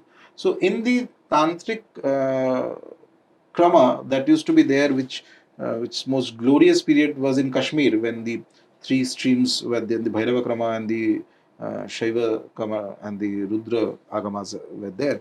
So they had the system of the 36 tattvas. So basically they were saying that the 24 tattvas of the Sankhya is good to explain the world, but it is insufficient to explain the spiritual world. So it is saying that we need more tattvas beyond this. 24 it accepts, and then it extends beyond up to the 36. Of these 36, the last 5 tattvas are the Shuddha Vidya. They are the purest. They are unaffected by Maya, unaffected by anything. And again, more complexities are there inside, but more or less of these 5, the lowest realm is one of the realms in the Shuddha Vidya Tattva. That is where the mantras exist in their own, and they have been given this. It's like a difficult to explain because mantra is non-human, but it has the ability to guide. Guide means what? When we do a mantra, there is a mantra Shakti, mantra Kilakam. Shakti you will see is there on the legs. Basically, what it does is that it will cause some Kriya activity in your physical plane if you are doing the mantra correctly. Okay. And that shows the validity of the mantra, of the japa that is happening, the sadhana that is happening. It is bound to create some reaction if it is done correctly. Okay. So that is guidance of the mantra. So the mantra starts acting. So mantra becomes valid because of the blessings of Lord Shiva. Okay. Now, of these, there are certain mantras. As such, every Sanskrit alphabet is a mantra because every Sanskrit alphabet is a matrika also. One of the matrikas of the goddess. Okay. So every Sanskrit. So even the names of the deities are mantras. But the Vija mantras are basically, it's like a extracted form of the essence of the deity using the rules of mantra shastra, which has the innate power that if one keeps doing the sadhana of that Vija correctly, then it will sprout the qualities of that tattva of the deity inside the Upasaka. That is very important to understand because final aim of mantra shastra is that as the mantra keeps developing, as the inner the chit shakti keeps working in the individual, opens up, the mantra shakti and the chit shakti will merge together and it will bring about a tremendous transformative effect. Mantras are tried and tested things for like innumerable. The fundamental basis of dharma, of upasana is one of the main things. Deity upasana is mantras. Everything is by with the mantras. Yeah. And even inside even a deity will have various changes in their format. changes in their rupa and their depending on the change in the mantras. If you Right. change the mantra a little bit, it changes. So mantras cannot be changed; they are fixed in that sense. And the Vija mantra, once it is imparted by the guru and the sadhana is done, it has the potential. It's like a seed, exactly like a seed. Hmm. And the sadhana is like putting water and Water. sunlight into the Right. seed, so it sprouts into the tattva of the deity inside the mind and body of the sadhaka. And remember, it is not only internalized, it has to be externalized also. If you're looking at tantra, correct understanding of tantra, then it has to be the external nimitta signs, things that are happening will tell you a clue about how the mantra is working in And also the nyasa that you do, yes, you embed those it two in will every. come into slowly. Guru will tell and all that. Right. And there is a third part of the mantra also, by the way, which is the sabar mantras. Sabar mantras work by a different fundamental idea. Sabar mantras work by the idea that some powerful being has activated that mantra and given it to the world. So you have to do it accordingly. Okay, accordingly, but it requires complete faith either on the guru or on the deity of the sabar mantra. And it is non-temperable. Many times it has no meanings also. Ideally, you should not even bother about every single meaning of the sabar mantra. It is not important at all. But it works only if you get it from the correct person. Okay. And it is several places in the tantric literature, it is emphasized again and again that mantra is the deity, right? Yeah. Okay. So let's now delve into another very different sort of come down to the human realm and talk about the value of upasana, the value of having a correct understanding of dharma and vyavahara in civilizational issues, in what we are facing politically and civilizationally. Where do you see India headed in? I mean, I'm not talking to you like a futurist or some. You don't have to make a prediction, but from your perspective, given the state we are in as a society and the ignorance that has engulfed Hindus collectively, what does doing upasana do, and how does that help in getting us back on track, civilizationally speaking? So the way I look at this thing is that as more and more people do upasana in the correct way, and you are able to build a connection to the Hindu Devatas, so basically their influence in this plane also increases. Okay, as the upasakas increase, how does the deity finally come into this plane? Through the upasaka. So you are a representative of the deity finally, and as correctly the sadhanas are being done, there will be more and more influence of the deities. Along with it, there has to be a very clear idea of, I feel that there has to be a clear idea of, okay, at an individual level, if you do sadhana, it will make you more rooted to your culture, to your dharma, and to your understanding of things. Okay, that will help you, that might protect you from any other predatory ideas and things that are alien to, or that can cause damage, if not now, at the later point, etc. So that gives you an anchor to root yourself, whether at a personal level or even at a civilizational level. But along with it, there has to be the idea of this understanding, this clarity between dharma versus adharma. That has to be very clear in the head. And I feel on a personal level that it is time that there has to be a group of upasakas who will gather together and who will worship the deities with very clear consciousness and clear sankalpa for the protection of dharma. And in that sense, because we are at a very crucial point in history where it is unfortunate that we might face very difficult times in the next 15-20 years. Now obviously I can't say for sure, but that is how it looks. It might be there. In that sense, the way to avoid it, way to ensure that a mistake or some laxity, or how would I put it, some understanding, some deficiency in understanding, which had led to a lot of difficult times during the partitions and other times, is not again repeated here. We not only need to worship the deities, each one has to develop Shakti in themselves. Because not only through worship, by worship you gather Shakti. So you become, once you gather Shakti, then your work or whatever you do takes a totally different meaning altogether in the world. Okay. The influence of the deities come in. It protects you. first thing. Second, you will have to also gather together, and I feel that one of the most powerful things in this era is collective upasana. And for good or bad, this is what it is. Now, I am saying, not saying that every type of upasana can be done as a collective.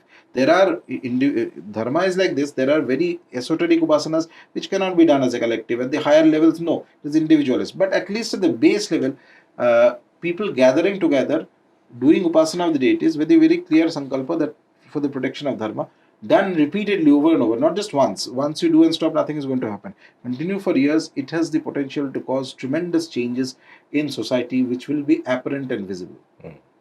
And to that effect, there are a bunch of people like not many, but some are there. So on specific tithis, specifically Ashtami tithis, we take some sankalpas and we do some japas of Bhairava. We do believe that, I specifically believe that the upasana of Bhairava is absolutely crucial and important for Hindu Samaj to protect itself from different kinds of negative influences and forces that are at play. Especially things that might happen in later times. So he is one of the deities who has to be worshipped at the beginning. So we kind of gather on Ashtami Tithis, we collectively do specific sadhanas of Bhairava, and lakhs of mantra japas are done, etc., with certain kind of sankalpa. It's again, these things are not like miracles. It's not like you do once it will happen. No, you keep doing it regularly, and then you will see the effect. And I also feel in this context that this could have been done far better had a sense of this distinction of what the term Shatrubodh that is used was clear at the level of all our most influential acharyas.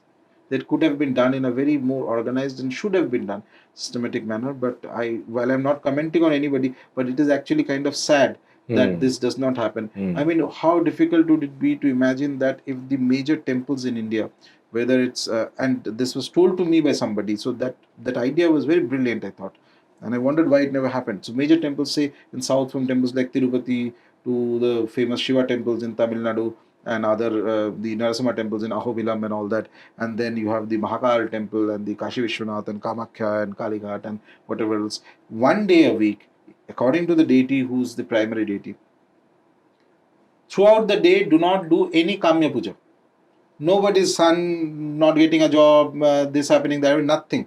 Throughout the day, only puja to be done for one specific purpose: protection of Dharma, protection of Hindu Dharma. One day a week. Continue for a year and you will see remarkable effects. But who's going to do that? Who's going to tell them? If you tell them, you will be accused of being a fanatic or something like that. Yeah, actually, I don't want to wade into that territory of why it is not happening. I also don't know. I'm just, somebody told me this, and I found this was a brilliant idea. Yeah, absolutely. Brilliant idea.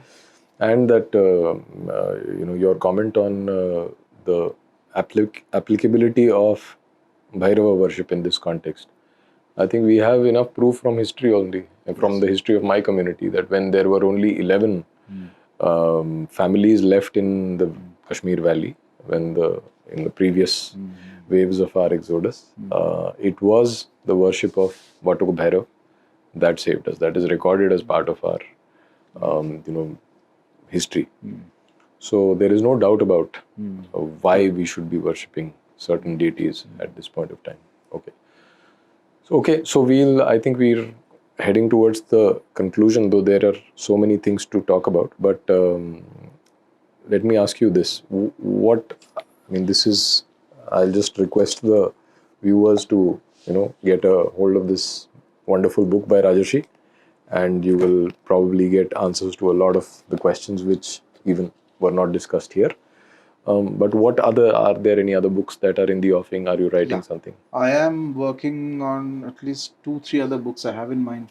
One currently I'm working on, which is basically fundamentals of sort of Tantra Sadhana and the principles of Tantra Sadhana, sort of, and how it is applicable and what are the meaning of the different procedures and all that, breaking it down, making it easier for the average man to understand.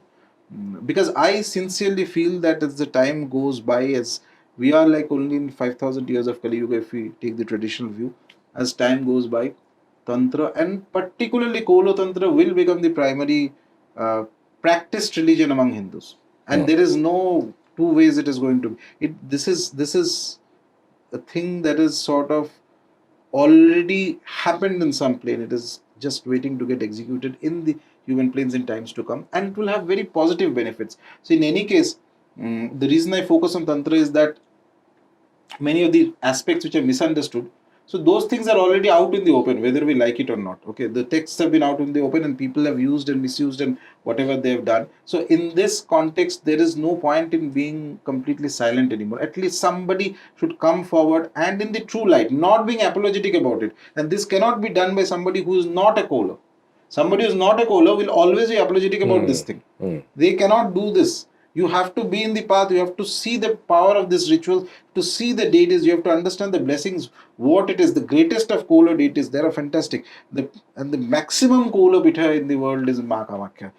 Unless you understand a little bit of her and how the processes happen, unless you do, she opens the mind, you will not see the brilliance of this path.